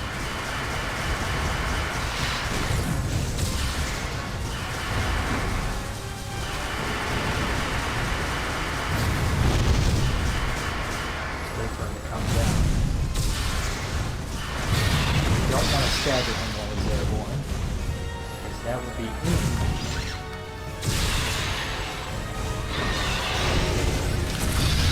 Point blank super. If we don't super him, he gets this weird shield that will deflect all of our attacks. That move he just tried to use on us was turned into a side move naturally. You don't want to get hit by that. I guess it doesn't do a whole lot. Plus it's a cool enemy.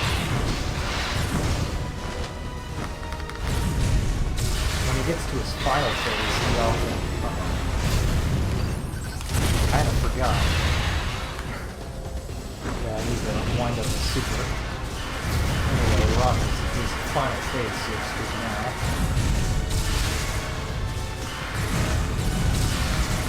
Whenever he's double slashing like that, we want to release on every second slash. That's the largest window on to release the charge shot, then go back into dodges. Ridley's a fun fight, just not fun in hard mode, because the majority of his moves are one-hit kills.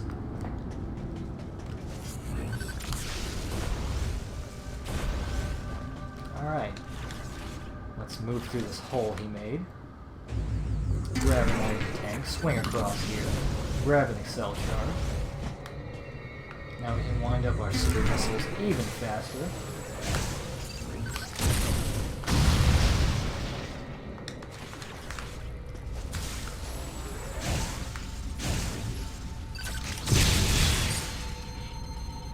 before we transition to the cutscene there, I actually hit the jump button so I could fall down here. I think that's a faster way of reaching this point, as opposed to falling after the cutscene. Definitely don't want to jump into any of these gamers though. They will just knock us down. So I gotta be very proactive shooting them. Okay. With the door open, we can leave. Finally. This is the last we'll see of Sector 3 until cleanup, I guess.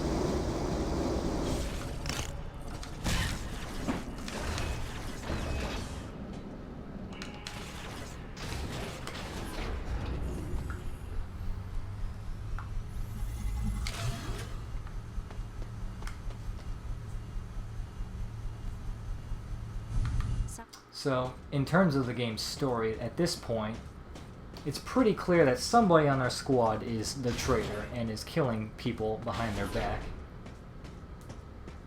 So we see this guy heading into Sector 1, thinking maybe we should tail him, see where he's headed.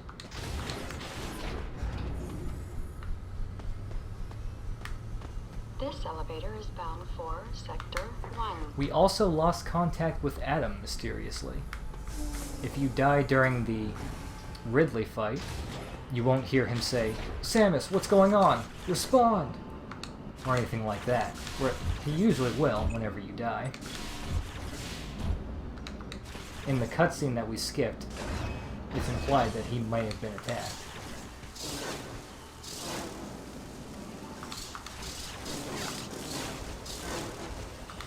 So anyway, we just need to make a quick pit stop in a certain room. Super these guys. Oh, I think we need to kill him that way. But that's fine. Usually one super is enough, but sometimes they'll survive.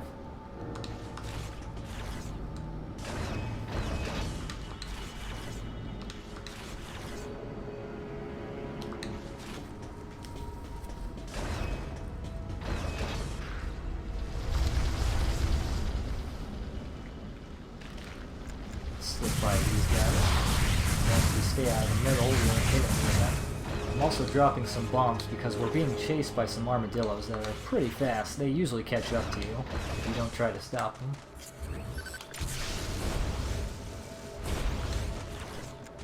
Here for a quick lava lamp.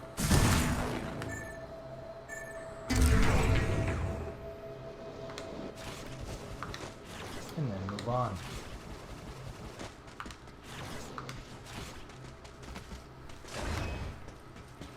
Where is this guy going?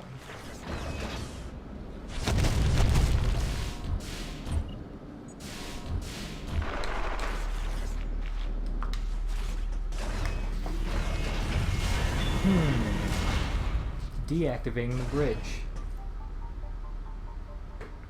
Alright, I'll need to step away for a moment. Samus, don't have any character development while I'm gone.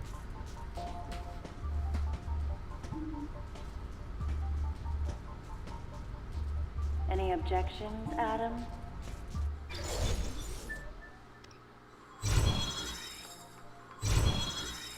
Alright, I'm back. What did I miss? Seems we've got space jump. That allows us to cross any gap. And also generally increases our jump height.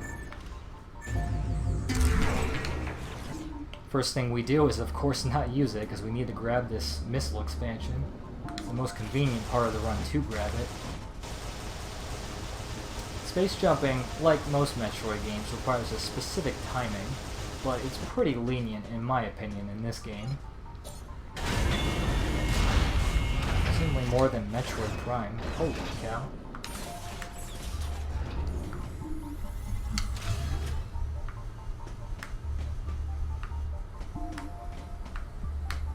Space jump also comes with screw attack, which is very powerful, and one hit kills enemies you wouldn't expect it to.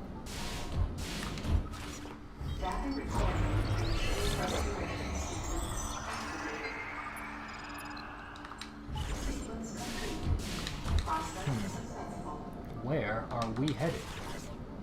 This is all looking very suspicious. Maybe I would know more if I stopped skipping the cutscenes. But that would just be silly. By the way, I extended the bridge using the terminal earlier. And the reason is just because rolling across that gap is much faster than space jumping. And we crossed that gap quite a few times in the rest of the run. Anyway, if these guys can stop giving me business... Man, these guys are good tracking. I don't really know what we can do to avoid them, besides killing them, but that takes time.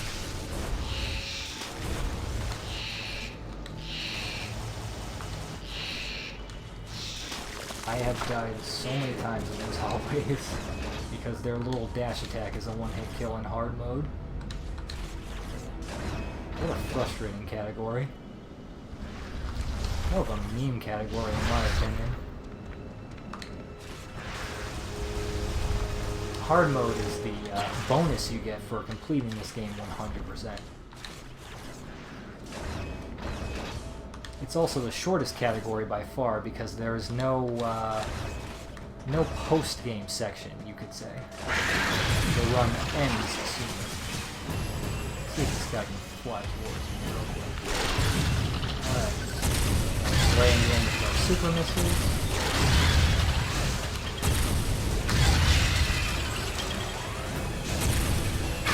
Do it.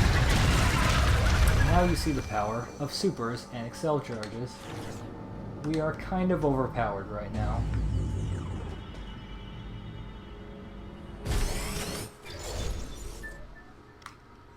Seeker missiles. That was from Prime 2, I believe. Operates sort of the same. It's a lot more quick to do lock-ons in this game, though.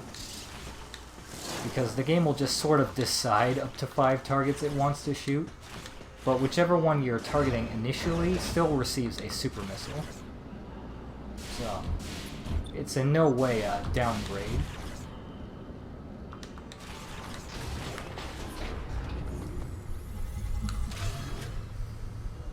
This elevator is bound for the main sector.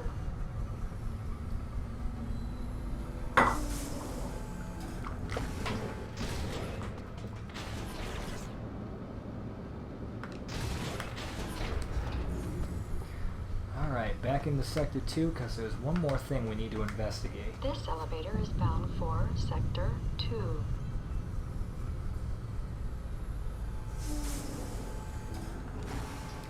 I hope it's a fusion reference.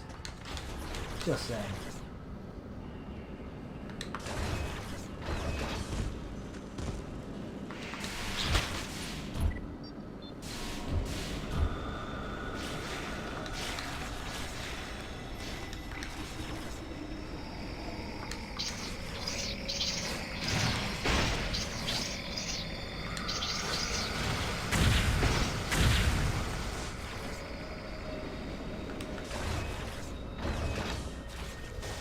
Fly over to this expansion over here. Pop open the box with our screw attack.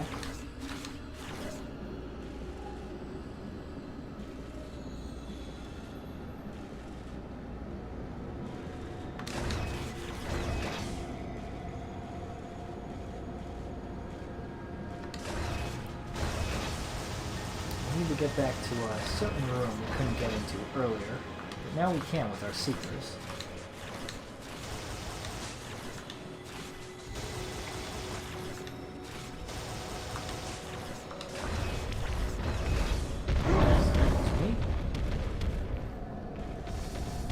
For some reason, screw attack one-hit kills those guys.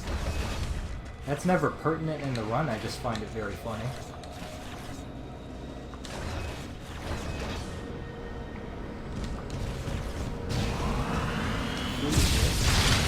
Pass through.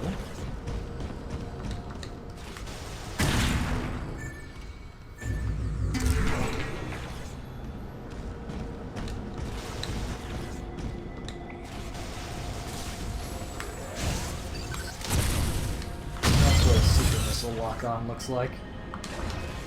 It's very automated.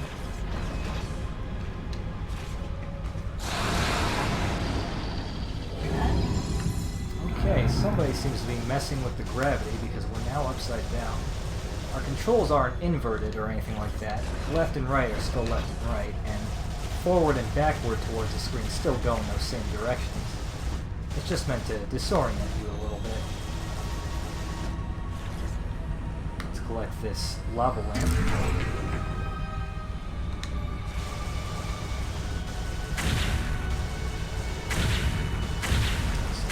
Fellas. If at all possible, we'd like to avoid screw attacking gamers because the hit lag does slow us down a bit. But we don't really have a say in the matter. They just like to be in our way. This next section is the high gravity section. Our movement speed is decreased somewhat, and anytime we try to jump, Samus will sort of stumble as she lands. She can't jump nearly as high.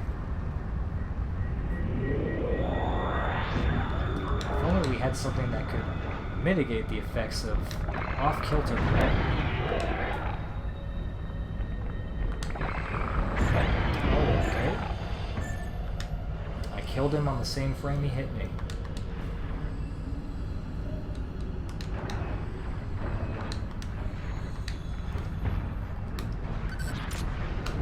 Let's grapple our way past all that nonsense.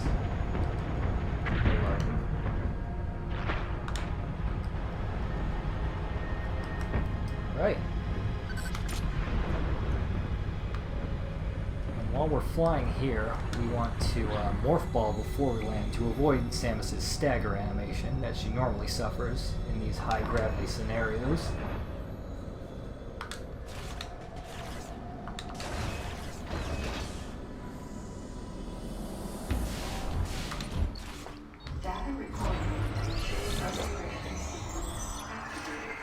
One last save point before we have a bad dream.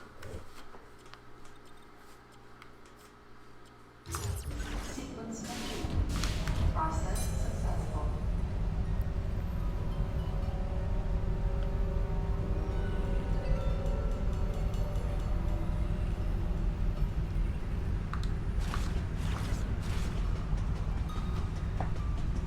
It's funny, every time I glance over at Twitch chat, they're just arguing about this game's plot, and I'm over here like, what plot? Skip cutscene. But, yeah, I can't really argue with them. This game's story can be a hot mess. Who's this guy? Oh boy.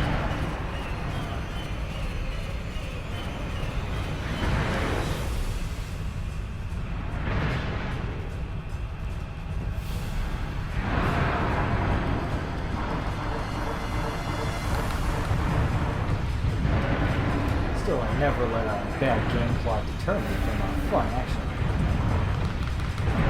Alright, once we've frozen this guy's tail, his high gravity effect ceases.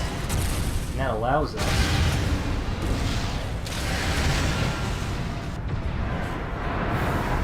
to finally hit him. If we try to fire missiles before we turn off his gravity, they'll just plummet into the ground, which is kind of funny. And our beam shots don't hurt him at all. It's your money. Alright.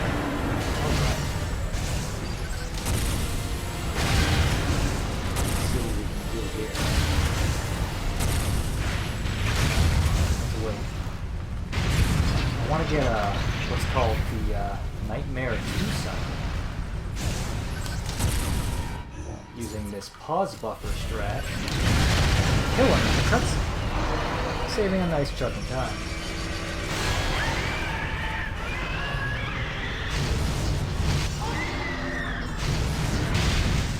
Man, this game is obsessed with baby breathing.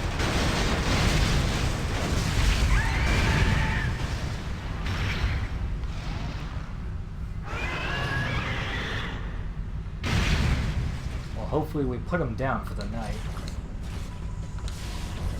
I mean, gosh, it's 3:30 in the morning right now.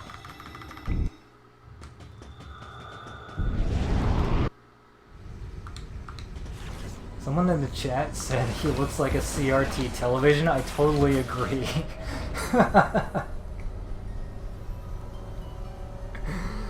Oh my, that's a good one.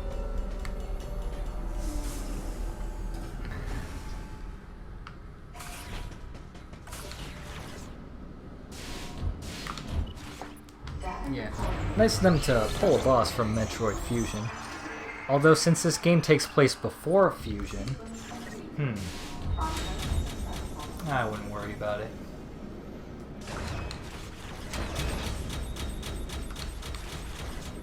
Where are we?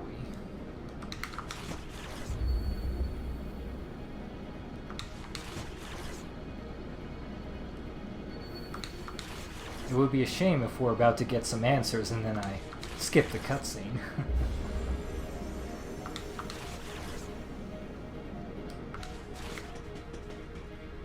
Alright, for this section all we do is hold forward.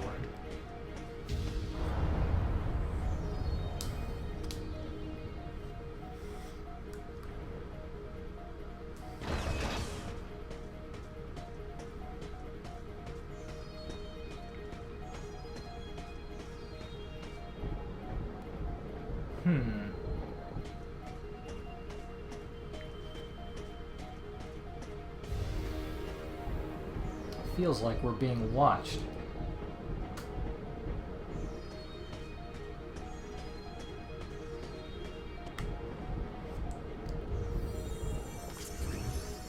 Go.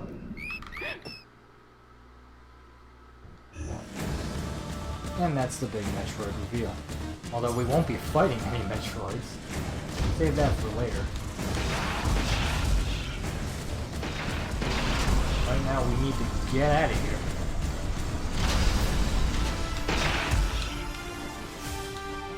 I'd recap what's going on in this part of the story, but I, honest to God, can't remember the specifics. Just this part of the space station is being dislodged, and we need to get out.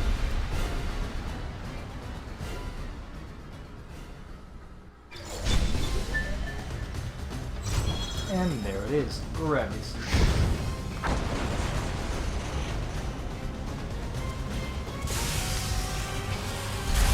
Now we can slip on by and watch some poor space pirates get sucked into the cold vacuum of space.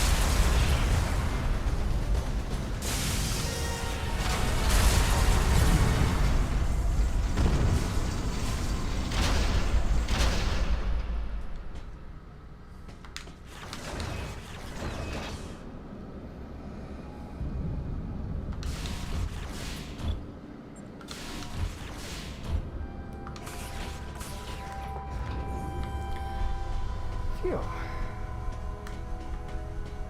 Still got a little over an hour into this run, or left of this run.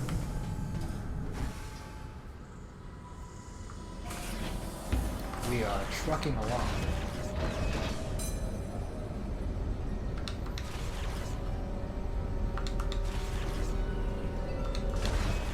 But I'm sure there's nothing to worry about on our way out of Sector 2.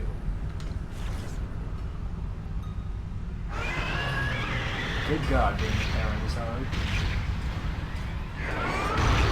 Alright, Nightmare 2. Much easier than the first time. Because he's trying to use his gravity field, and then we show him, we're not going to take it this time.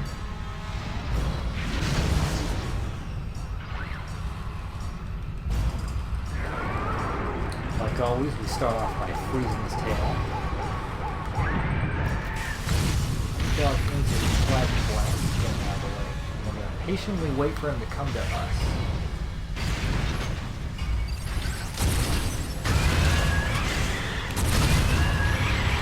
Took a hit there, but that's okay. We just want him in the corner.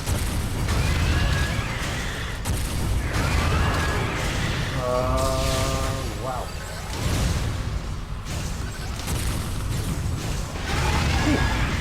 That was dicey. I don't know how the camera turned all the way around like that. Certainly wasn't me. But I'm glad I got that last super in on time, because if you leave him alive at low health, he will do something very nasty. Something we typically don't need to worry about in 100%, because we can just blow him up with 5 supers without having to reload. Before we get out of here, though, close enough. Each grapple point has an effective radius, and it's never quite the same between grapple points. you're not inside that radius, you can't grapple onto it. And it'll be red to show you that you can't lock on. Here we pick up an E recovery point, or second one. What does that do? Alright, if we're ever dropped to critical health and then use concentration to restore our health, which takes a lot of time, we will recover more health than just the standard 99. You won't see us do that 100% right now, because we have so much health to lose.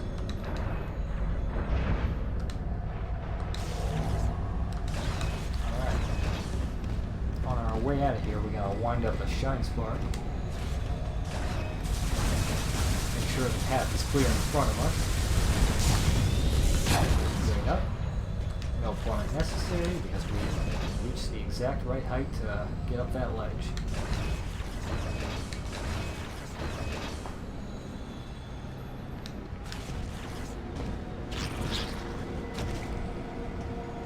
And now we just leave the way we came in earlier.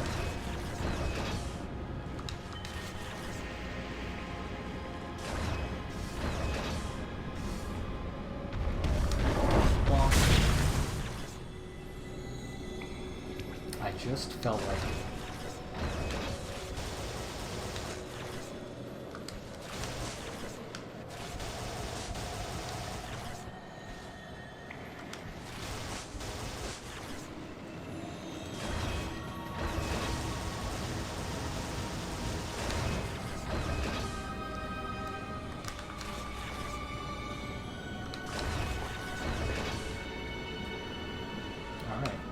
Have the speed booster up this slope. If we try to climb it in our Morph Ball or running up, Samus will just slide back down. These inclines are too steep for her.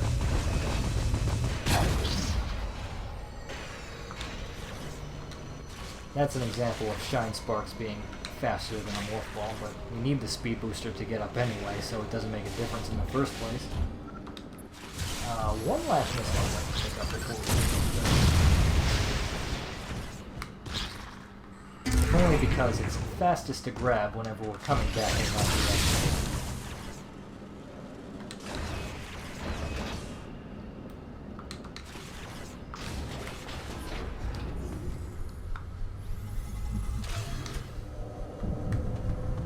This elevator is bound for the main sector.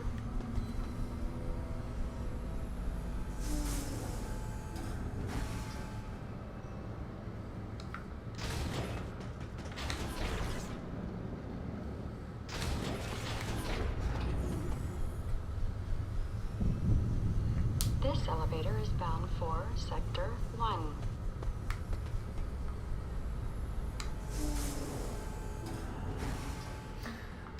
Alright, back to Sector 1. Still have a small trek ahead of us.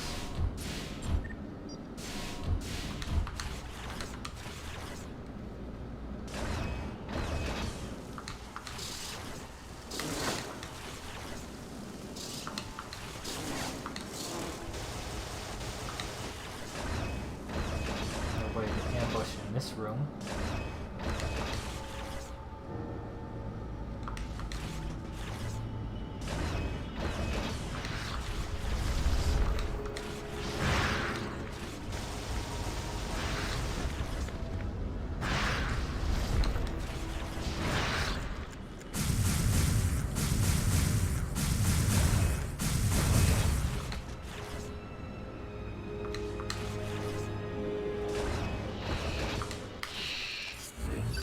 Before we get where we need to be, there's an energy part we can grab now that we have the space jump.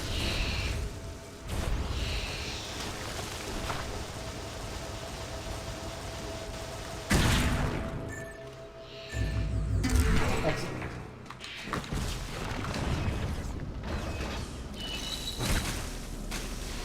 Thank you for being nice to me this time.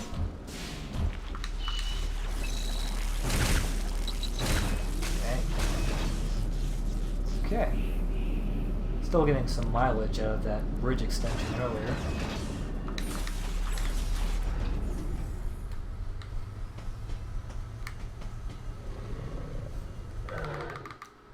There's a cutscene we need to skip there. In the middle of our elevator ride.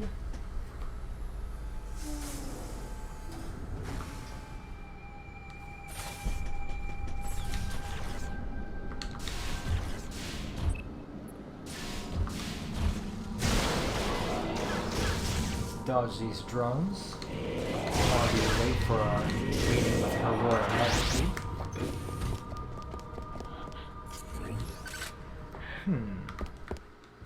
Very interesting. Skip cutscene.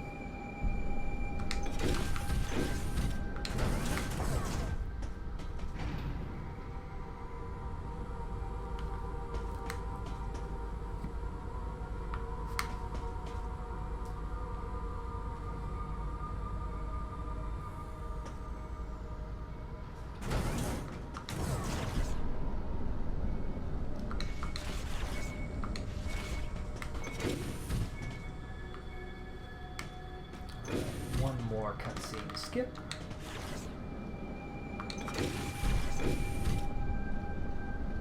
A quick charge shot target, and then we're assaulted by onion rings.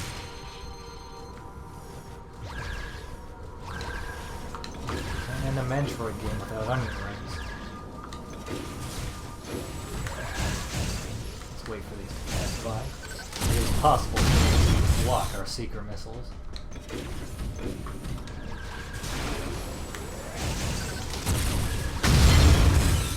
And if one of the missiles gets blocked, then one of the targets isn't hit, then you gotta do it again.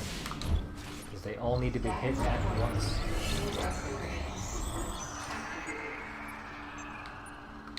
Sequence complete.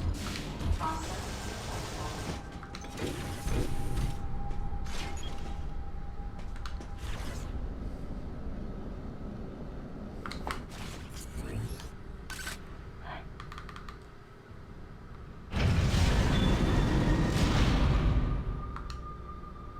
What could be waiting for us beyond these doors?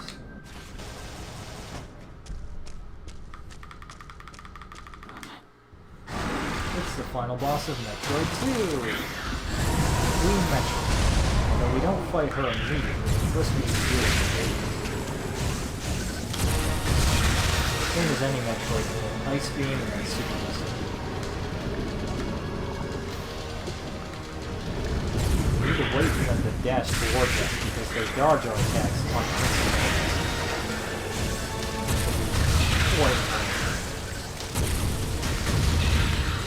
Getting a quick reload.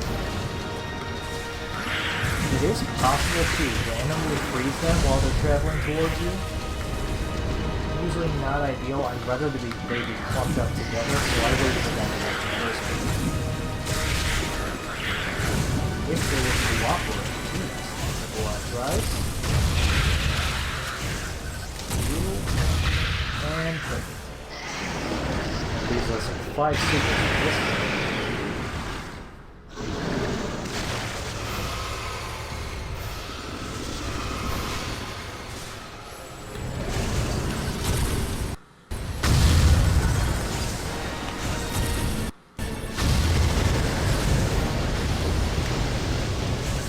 Missed that shot.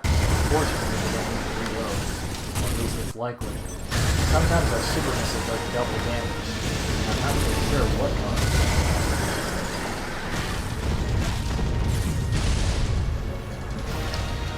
One last super should do it.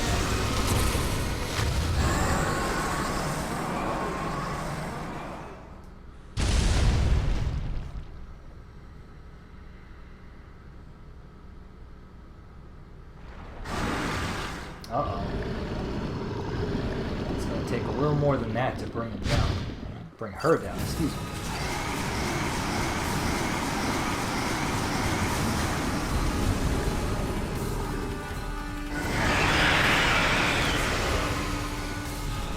Something like a power bomb.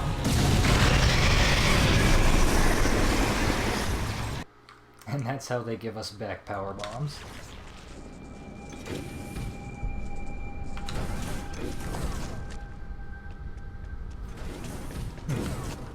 I think we better follow her.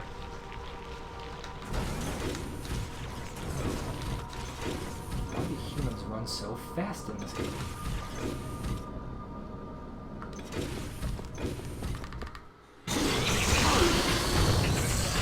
Alright, I guess you could call this a boss fight. Against somebody calling herself Mother Brain. By the way, shoutouts to Project M. Yes, this game's working title was Project M, and released the same year as the first demo for Project M, the Brawl mod. At least I think they released in the same year. Kind of a weird coincidence. Anyway, this is the start of post-game, where we need to clean up all the items we didn't get in the main story, and also fight the true final boss.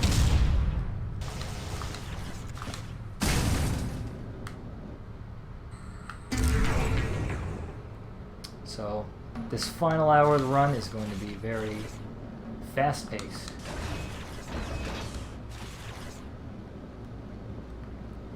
I'm going to wind up a power bomb to blow something up ahead of time.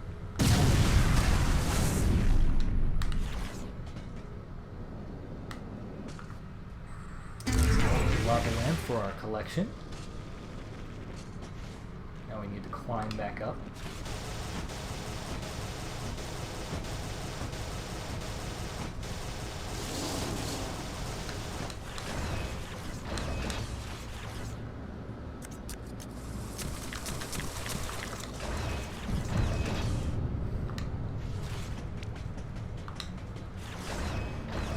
Before we move on, let's blow open this gap.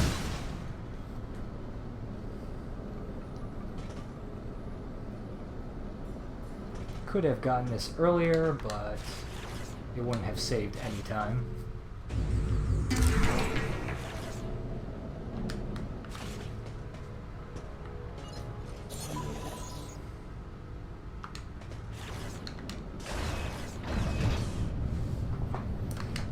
Among this game's 100 item pickups, I think the number is 55. 55 are saved for post-game.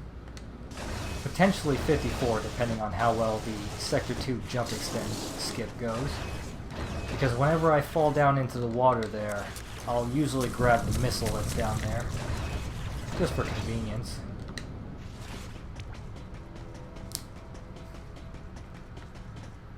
Let's wind up a quick Shine Spark.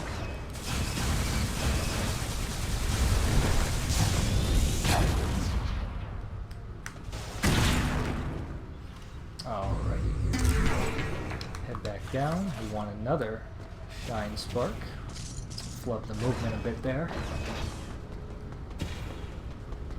And jump across this. There is a terminal right there that we could have used to extend the bridge, but even if we don't do that Shine Spark strat, the movement is not in any way faster if you take the time to extend that bridge. Kinda forgot where I was going there.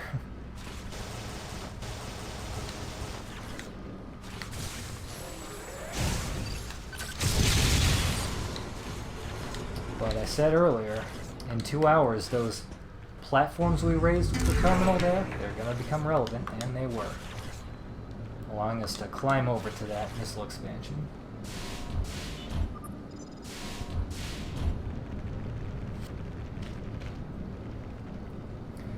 Coming up is a new type of enemy.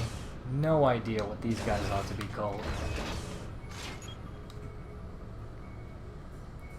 But in order to wake them up, we've got a power bomb.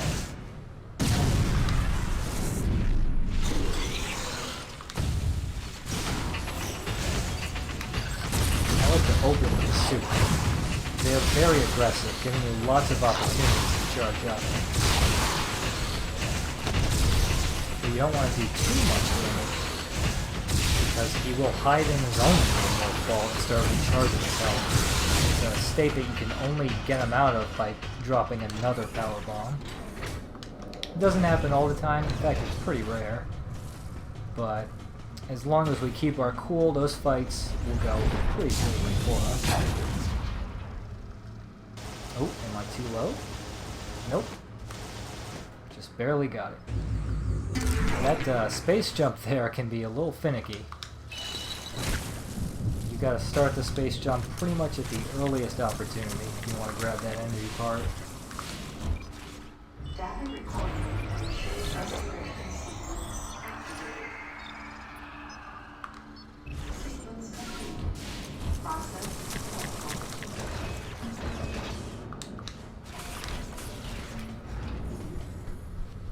Here we're moving through a part of the main sector we haven't seen yet. But it's actually going to empty us out into Sector 2. So our cleanup really starts in Sector 2, once we're finished with the main sector.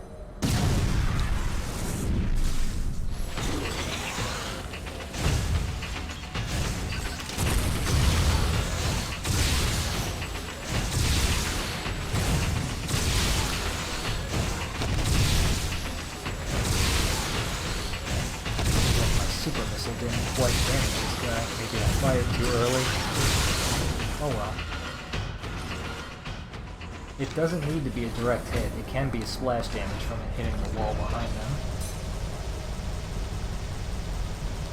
them. Wasn't there somebody in that room? I'm sure it's not important.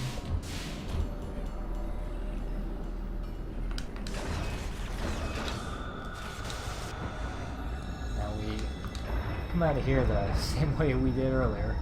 We already grabbed the items around here, so we just make a beeline for the exit now.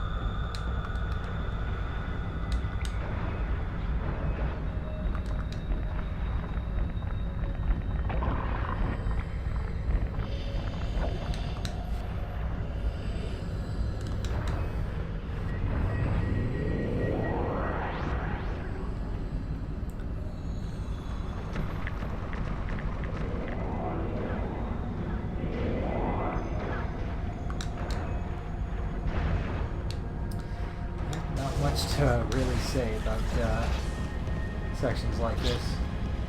I promise it will get more action-packed in just a moment.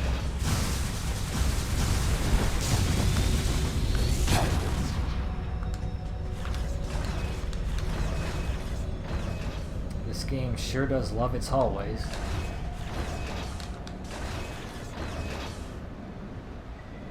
Alright. Sector 2 is kind of shaped like a figure 8. You know, two circles sort of conjoined, but with all the items we picked up in the main story, one of those circles, or halves if you will, we don't have to go through, saving us quite a bit of time on routing. Head up here, grab this, jump across here, drop the power bomb on our way. That'll wake up one of our friends down there.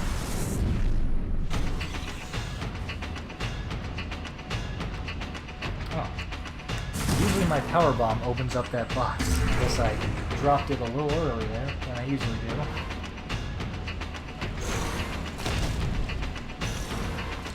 It may seem like power bombs hit everything in the room, but they do have a radius.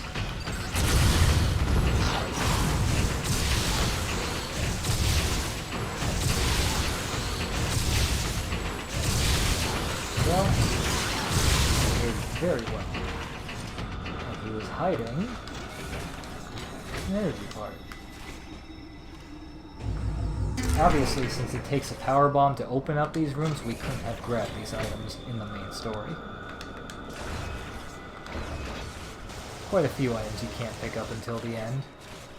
So if you're wondering if it's possible to hit 100% before post-game, it's not.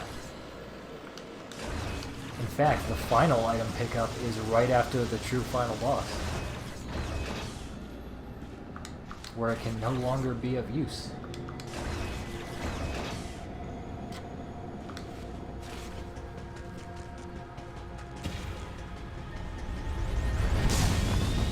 Let's wind up in the Shine Spark in this direction this time.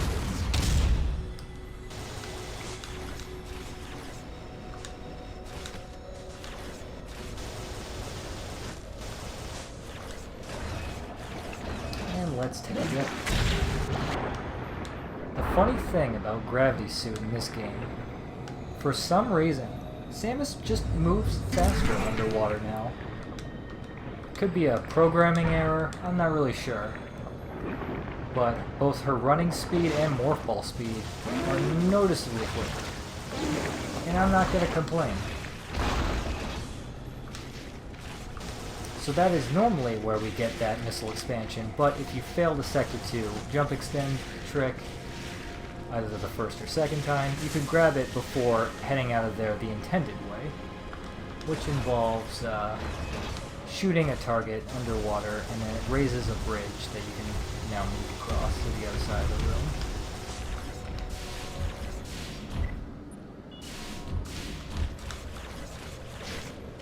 Wind up another Shine Spark. We gotta line ourselves up just right.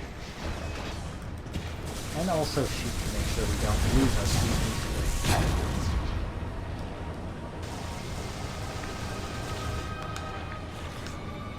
Okay, smooth movement. Now we use space jump to cross.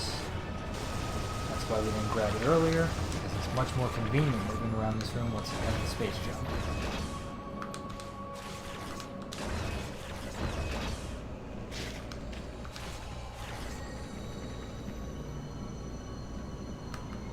Here's another 2 items we can grab now.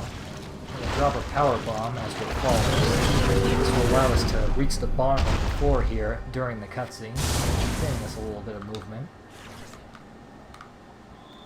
If I can squeeze in here.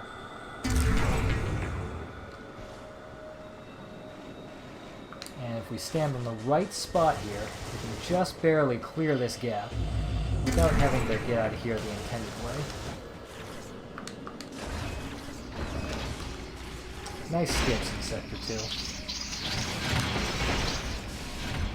There ain't a lot of them, so we appreciate what we have.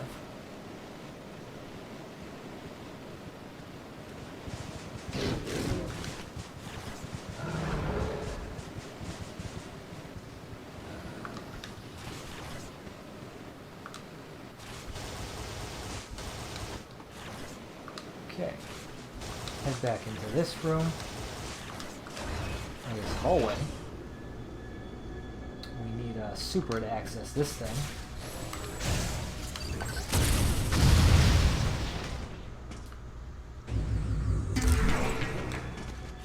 And then head into the large room that lags out a bunch.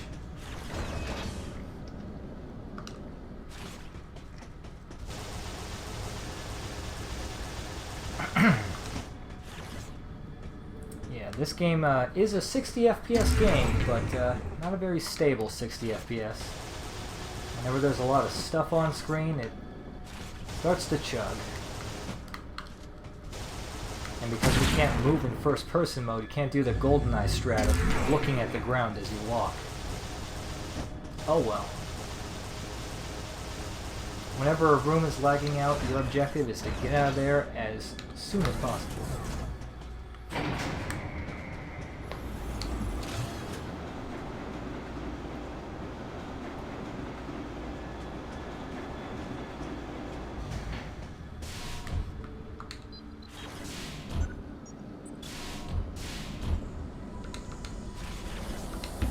Unfortunately, Sector 2 cleanup ends with the same elevator ride, and it's not sped up in the slightest. Kind of a jerk move. We do get to save some time climbing up here, though. Our space jump lets us clear a few gaps we couldn't otherwise.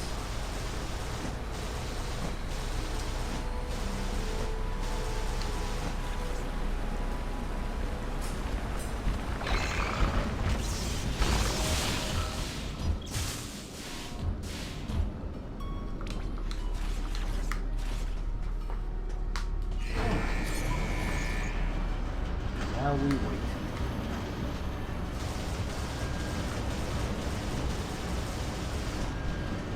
I remember having a theory that because some of these rooms are actually quicker to go through in the reverse direction, that maybe doing Sector 2 cleanup completely in reverse would be faster, but it wasn't, because it involves more rooms in general that we would have to go through if we took that route.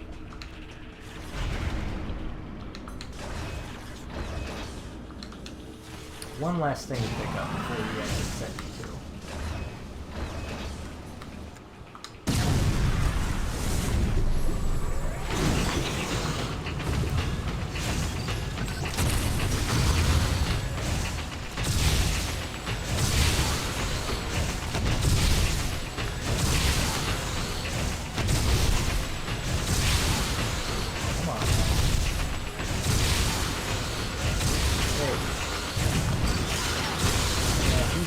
usually dodges one shot, then gets hit by the next. It's a pretty consistent fight all around, until he decides he doesn't want to be consistent.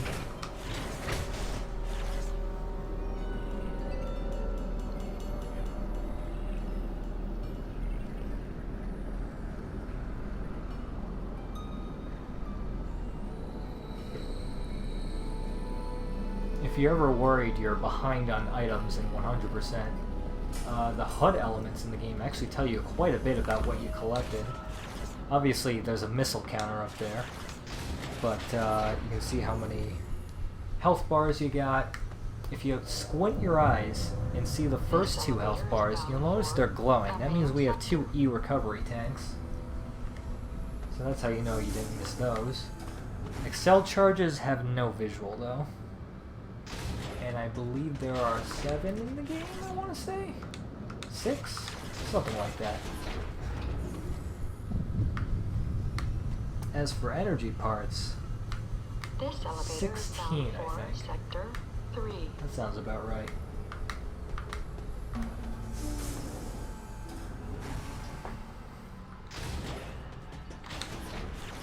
Alright, our Sector 3 cleanup is fairly fast. We start right, because there's only a few things to grab in this direction.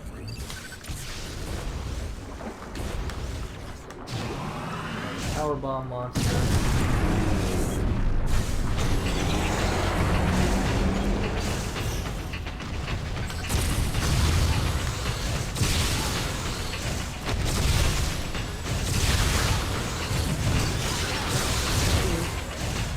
Pop this open before we head in.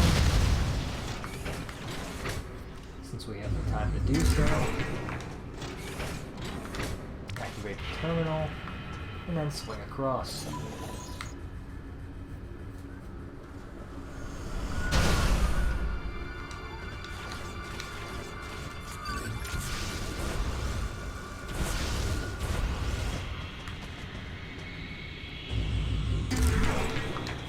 Alright, now let's head back to the west side. At least I assume it's the west side. North isn't always north on the mini-map there. The mini-map actually turns in accordance with, let me explain that. I don't know. North isn't always north, is the point.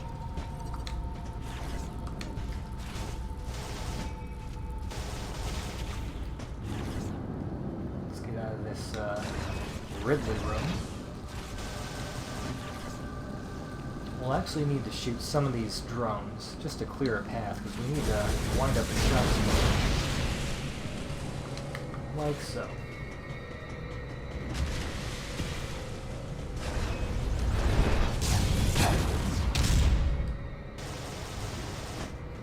Grab ourselves a lava lamp, and head back down.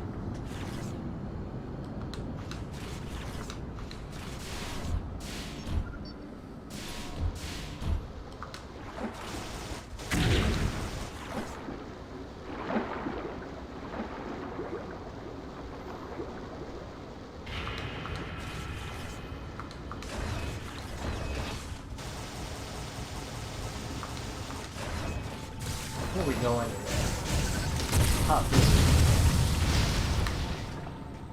and then grab some of the items in the adjoining areas. Whoops. Nope, done that.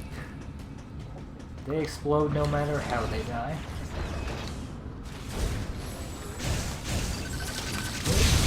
That for later.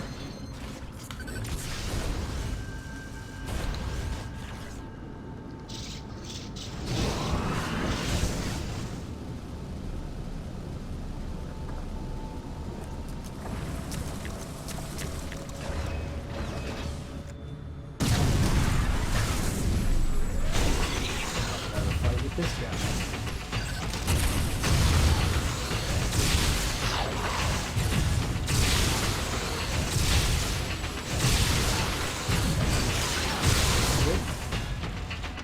Can't complain with that one.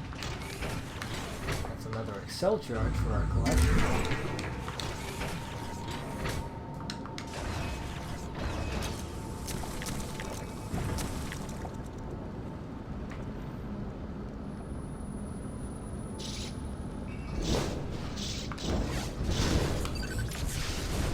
Now that switch we shot earlier actually opens this small vent over here. We'll get in here on the way back.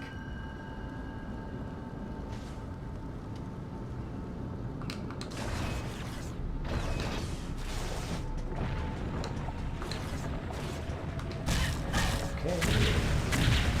Excuse me.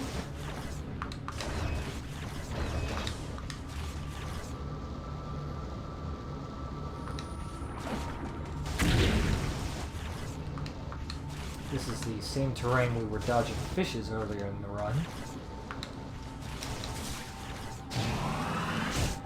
Drop a quick power bomb to open this up. How did it even get here is my question.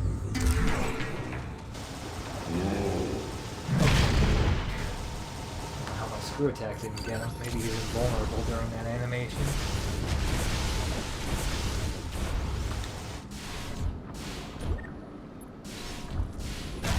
Here.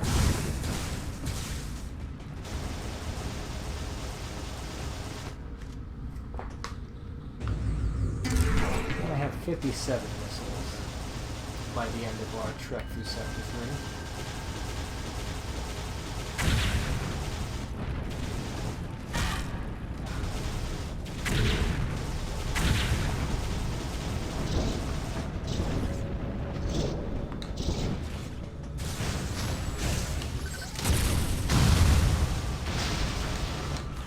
That open with the super. One last item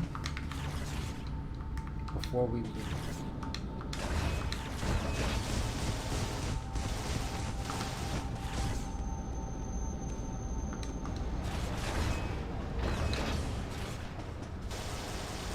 Instead of taking the grapple points, we're going to space jump over this barrier here.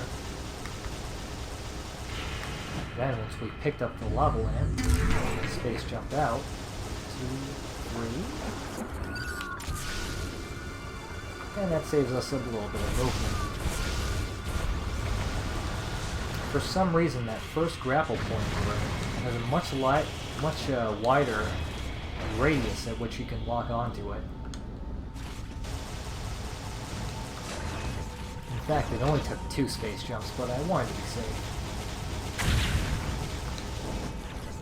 Now we just need to head out of here. The fastest way out is the same path we took to get to Ridley.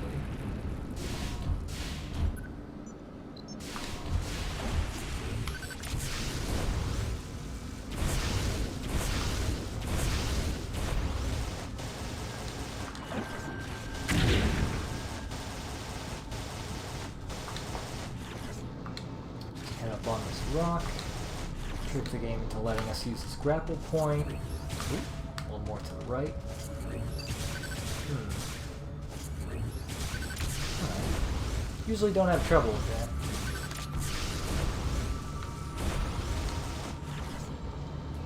Also might want to reload on the way to Sector 1.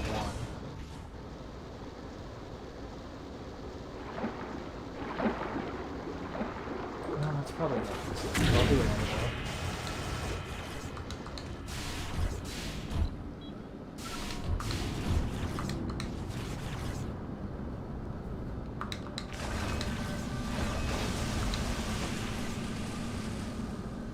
Same as before, roll under these lasers because we can.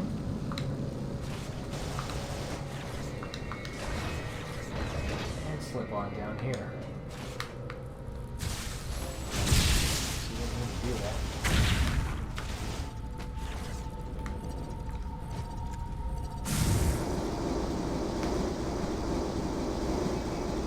Getting my movement mixed up between different parts of the run.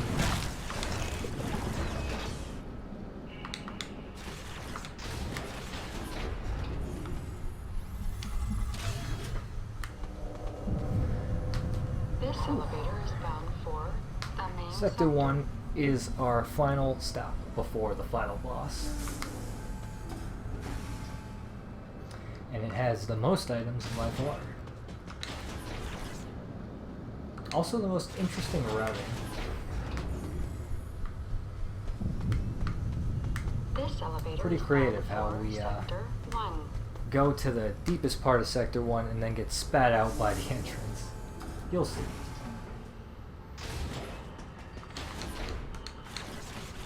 Whereas the other two sectors are kind of like a circle.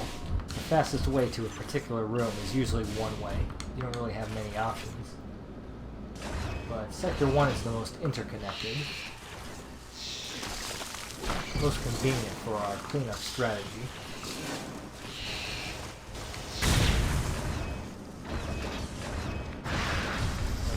Those guys.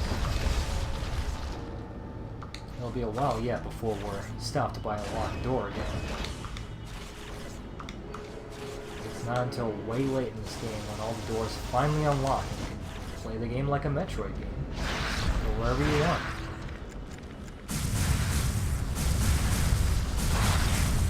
Around the time you beat Ridley, I think.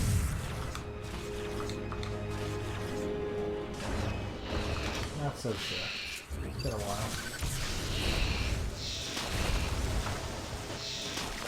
Grab this. I think I'm a little bit faster moving wise.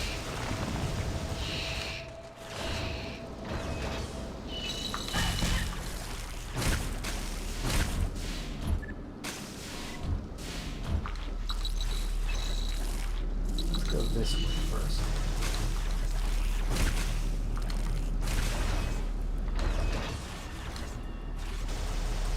Water. You see we're moving much faster than we have any right to be. Even the fish can't catch up to us. Once we get out of here, we want to wind up a shrine spark. Make sure we kill all the fish in the immediate area so they don't interrupt us. Yeah, please.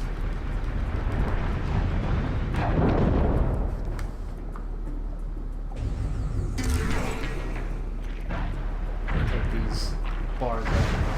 Fun fact, if you could reach those bars without gravity feature, you wouldn't be able to climb out of there because they're spaced out too much. You actually can't reach them with the jump height you would have in without the gravity feature. So, elusive skips these things that don't work for some stupid reason. Oops. There is a missile expansion at the bottom of the room there. We'll grab it on the way out. Let's focus on the Shrine Spark for now. Gotta be very particular how we line up that Shrine Spark, because there's a lot of uneven ground in this room that would stop our speed booster if we tried to cross it.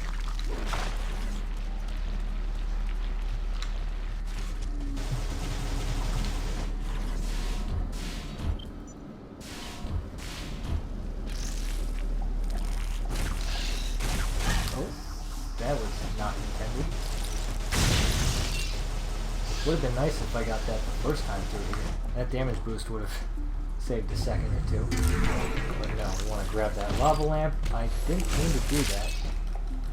Cool, but not that cool.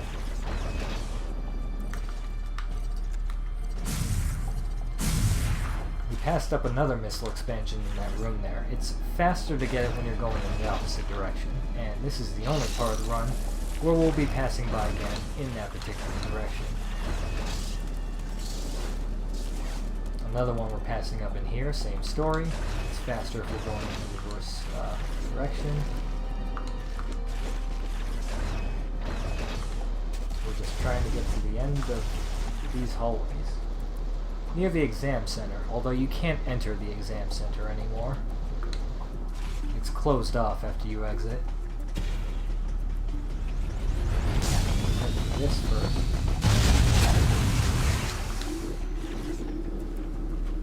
Blast our way past a few beamers and collect our lava lamp.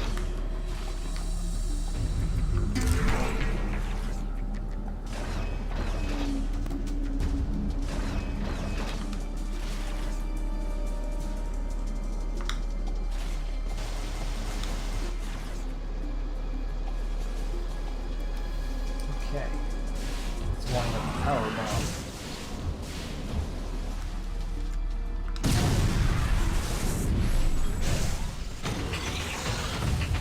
Where do you want to wake up? You're far away.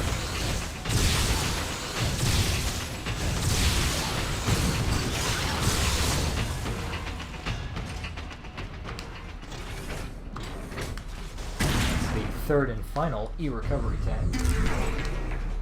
Add that to the collection. This speed booster here is a movement optimization I cooked up recently. If we shine spark down and right at a specific point, we can save a little bit of time compared to just standard Morph Ball methods. That's where we're trying to hit. It might seem like we could shine spark elsewhere in the room, but you're gonna hit something, so you might as well hit whatever's farthest.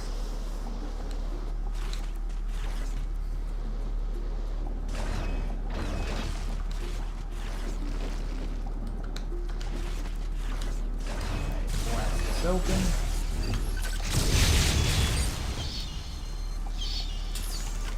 We can shoot through glass, but we can't walk through it.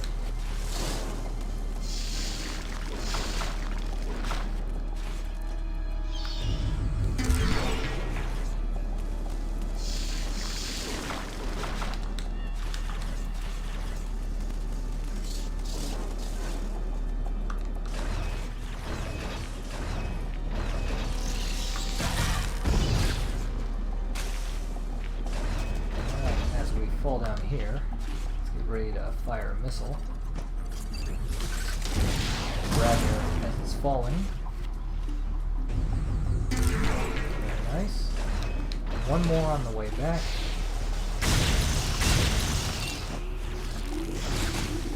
Now we got a very, very cool shine spark. I think this is the most time-saving shine spark of the run. Diving right between those pillars.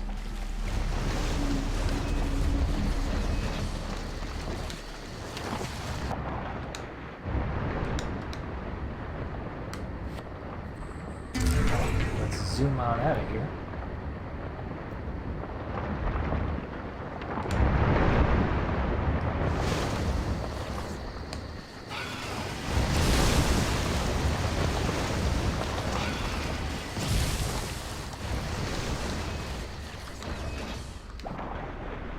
Speed by these clowns.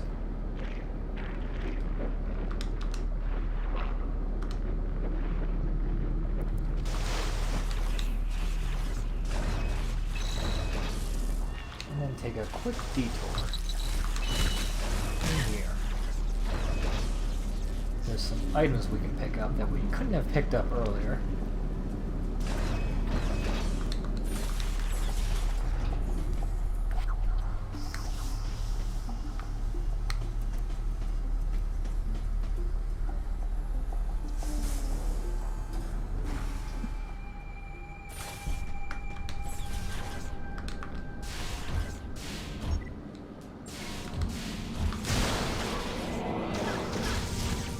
Shooting just one of the drums deactivates the laser entirely, allowing us to pass by and take the damage.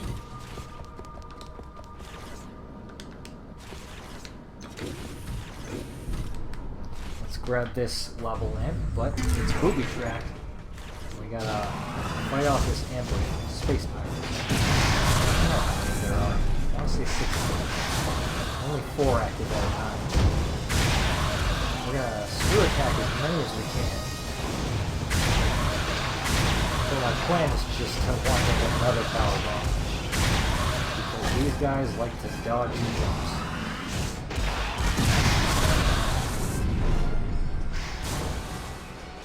The power bomb has a very long lingering hitbox. It can even spawn kill them.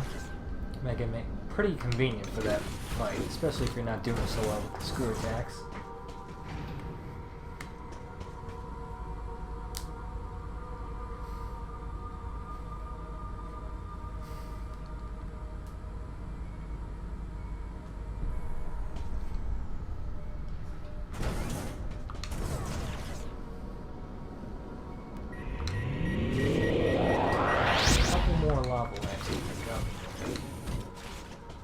Head to a different part of Sector 1 entirely.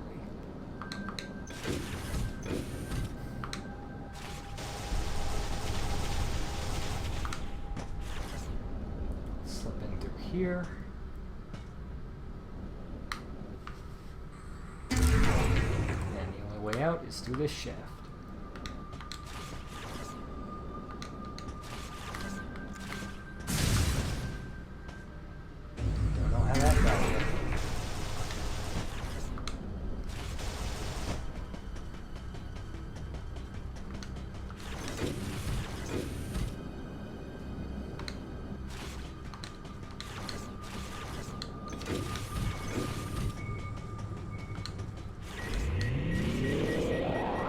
putting lava lamps under the floorboards sounds like a pretty cool way to have a lit up floor panel.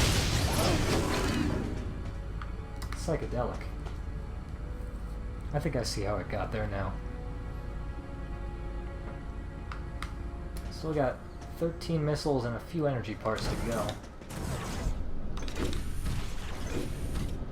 But it's a long trek back.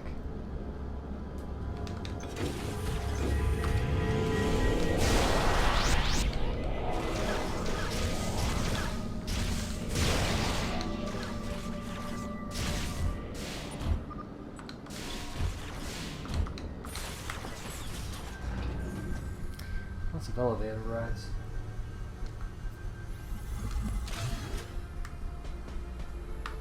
We have, never mind, a good elevator ride.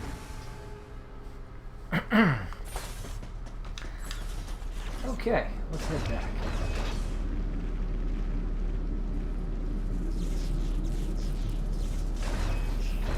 Straight south. We're done with this part of the sector. Now we need to climb up that spiral staircase in the main room.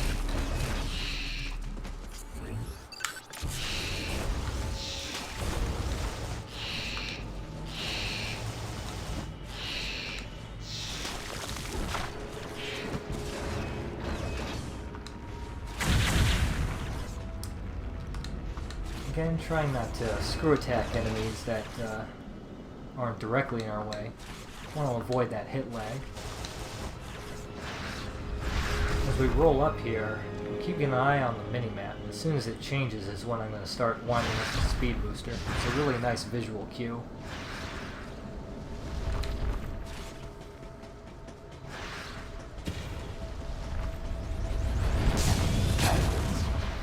Plummet. That.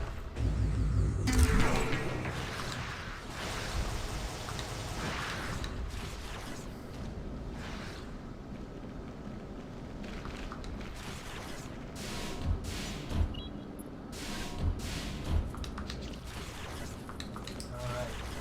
We're actually going to head into the same room we dived in the first time we were through here.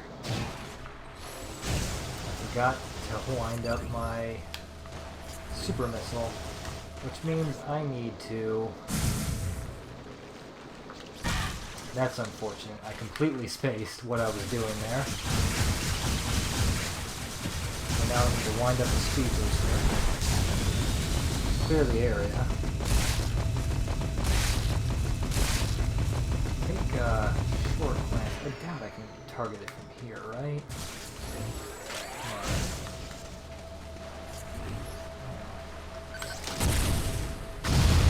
Still have a shot inside though. I'm gonna wait for the grapple point to come down. Target it. It's a very tight window, but it is possible to grab onto that within the same thing, saving us quite a bit of time. Although I would save more time if I didn't forget the super missile.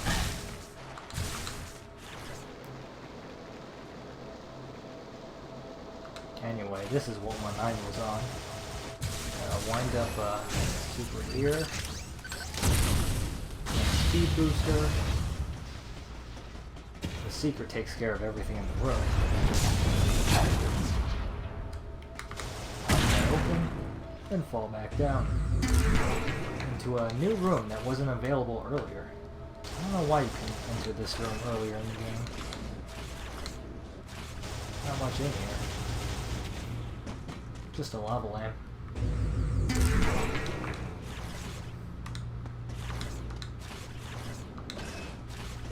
Okay.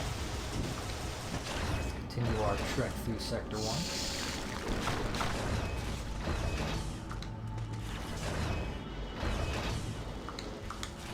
Here's a missile expansion that we technically could have grabbed earlier, but it would have wasted some time since we're coming back anyway.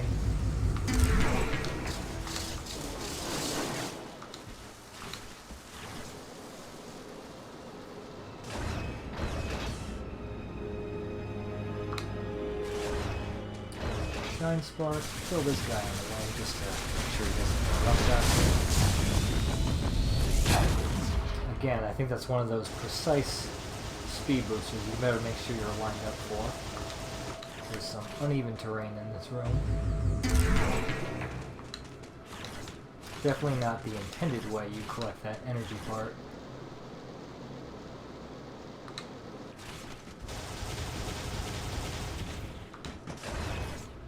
Here's another one we could have grabbed earlier, but there was gamers hiding in there, and that makes it a little slower to pick up. For some reason they're gone during post-game, so we grab it now.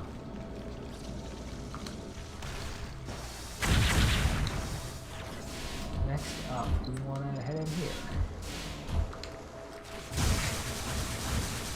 You know what, let me just take it easy here. There is a strat where you can get up into that door in the same breath that you shoot it open, but it's pretty tricky. I haven't gotten it all week, so I'll just do it in 2 steps.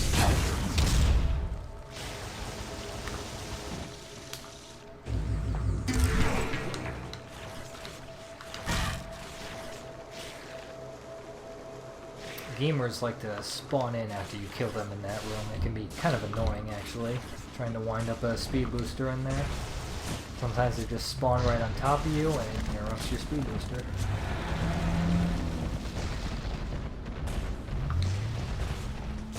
Okay. Since we're forced to walk down that staircase, I might as well just wind up the Shine Spark channel.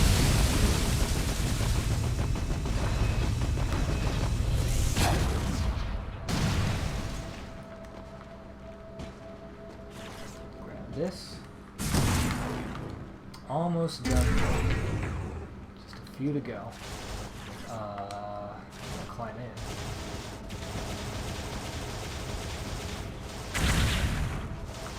Go. Silver super.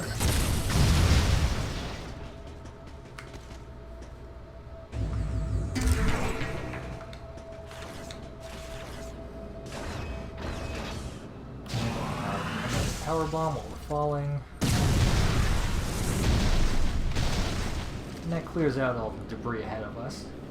Very convenient.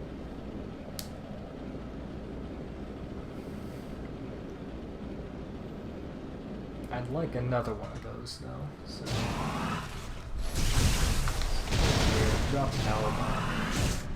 Clear some stuff ahead of us, allowing us to grab our lava lamp.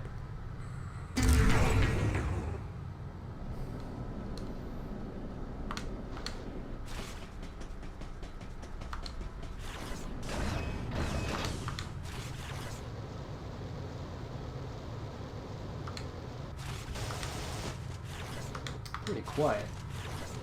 Oh, there they are. Tend to surprise you like that.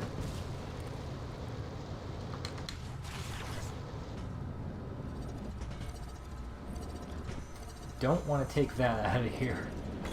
That would be quite the mistake. You want to grab this first.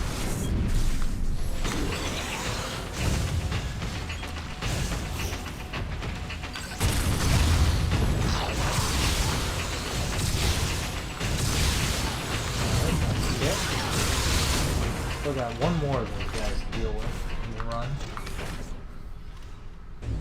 That's the energy part. Our health is now maxed out.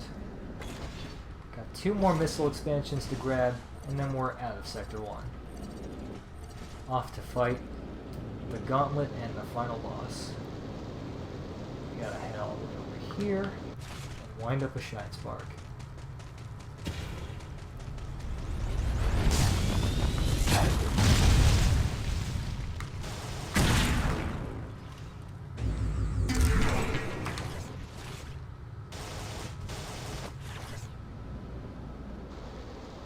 Alright. And where does this tunnel lead us? Pretty much to the entrance of Sector 1. Just beautiful. And also there's a lava lamp up here, of course. The intended way you get up here is taking that grappling point from inside.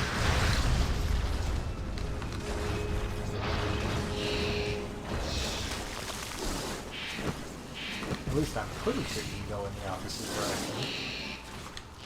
sure I ever tried that.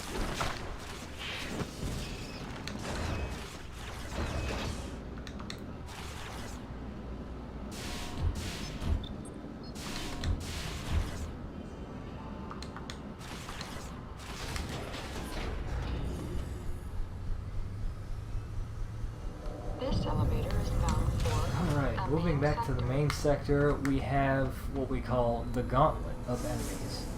Well, I guess we have one more power bomb monster, but after him, we just got a few fights against some familiar faces.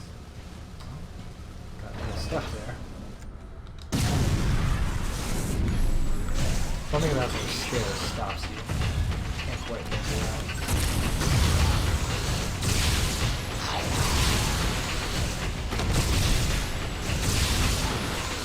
Well,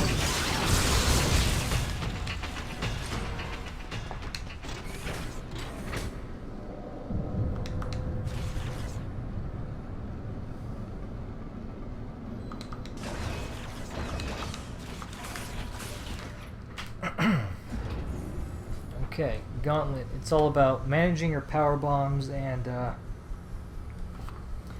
spamming supers, really.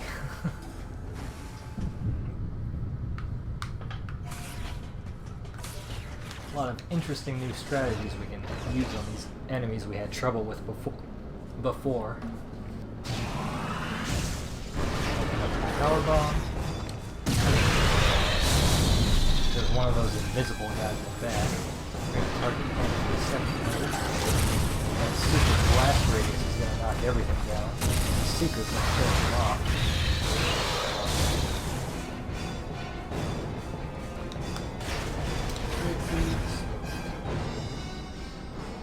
For this round, we have a couple of sliders. Wish we could have done that in the run. I suppose I could have winded up a power bomb for these guys, but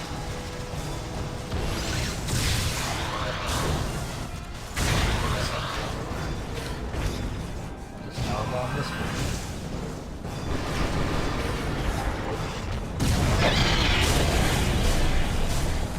Now we're going to screw attack in the air in hopes of spawning more of these guys. And they are just going to reach the ground.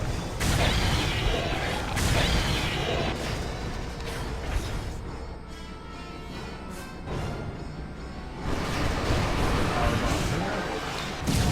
Then some key hunters. Spawn some pirates. Back in. Okay. Sometimes they like to give you the runaround. Pass power bomb to deal with and his twin brother. You just open up the suit. Okay. Stun lock him. Even as we get further and further away from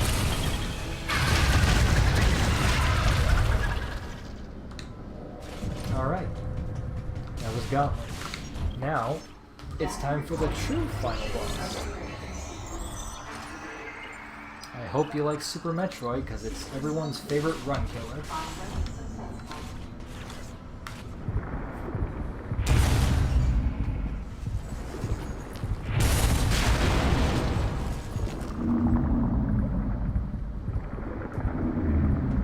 Wow, you got big. Yes, it's Bantu. Not making elephant noises, which is a bit of a letdown. There's the spawn in some hand. Deal with that. We're getting blasted around. We're going to take advantage of every dodge we can get. Our charge shots wind up so quickly, we don't always miss them.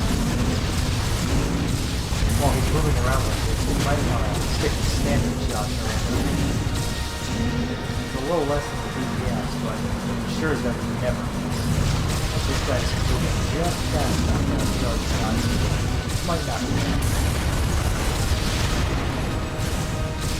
Not much we can do about that. I don't know, he's got moving around. A stationary target. Focus on it. For most of this fight, I'm mostly keeping my eyes on the eyeball exactly when I'm going to get off.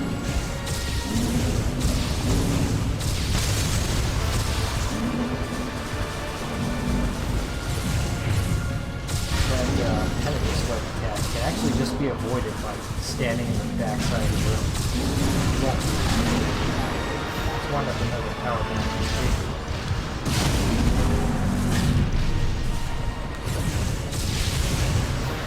Look like stuff. There's two ways to kill Cassidy. Doing enough damage occasionally staggers him, or they just deplete his health bar completely. I mean, 100%? It's usually either or, whereas in the other categories, I often have to go for the stunned overblast method. But anyway, that was fantastic.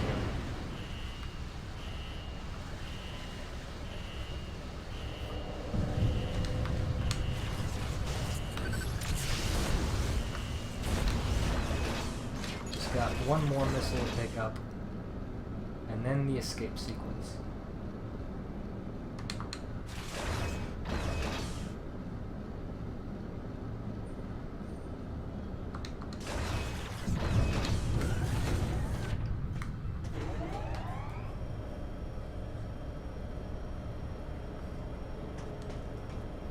On the way down here, this elevator gets jammed. It's no problem, we'll just blow it up.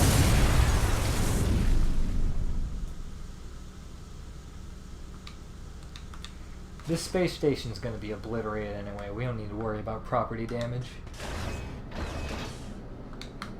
But we do gotta make sure we grab this last of this list. We don't want to end with 99%.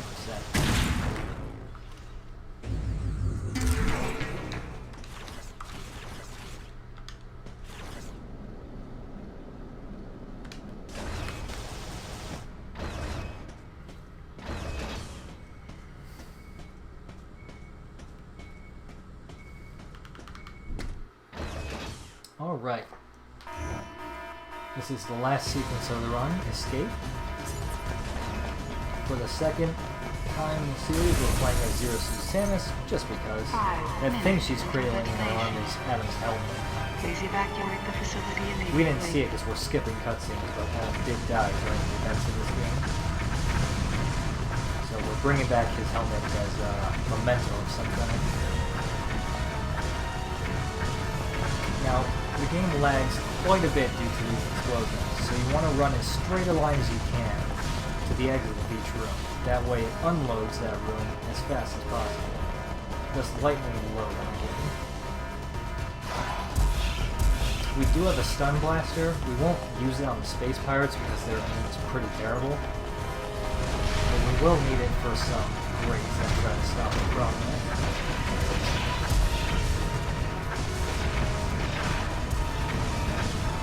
See, when that door closes behind us, the frame rate immediately kicks back up to 60. It's really good explosion. Please evacuate the facility immediately.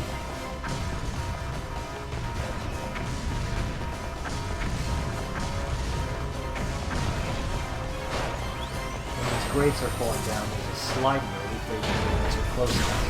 Press the jump button. You want to do that as often as possible because it's slightly faster than just running underneath. Assuming you could run underneath in time. Or if you get that back up again, you need to fire a stun blast. Oop, I got clipped on the way. No! That doesn't happen often. Oh.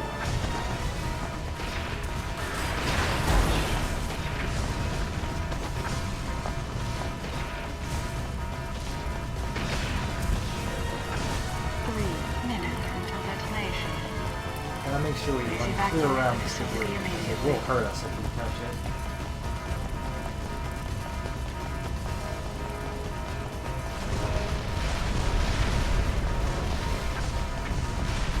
Alright, time is when we enter the ship and the cutscene starts. Oops. Let's go back to her.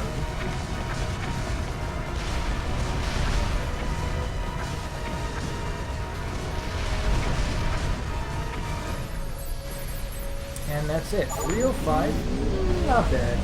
Could be better, Sorry for certainly. keeping you waiting, Adam. Let's go home. I'd just like to say it was a lot of fun running the game. I've always dreamed of participating in a marathon like this. So thank you so much to the showrunners, to the audience, and let's wait until the game confirms our 100% completion.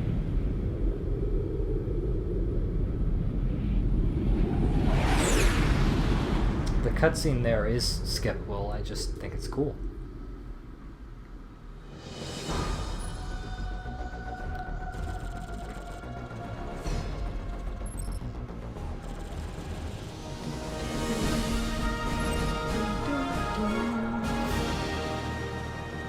And that is Hundo. Perfect. Congratulations.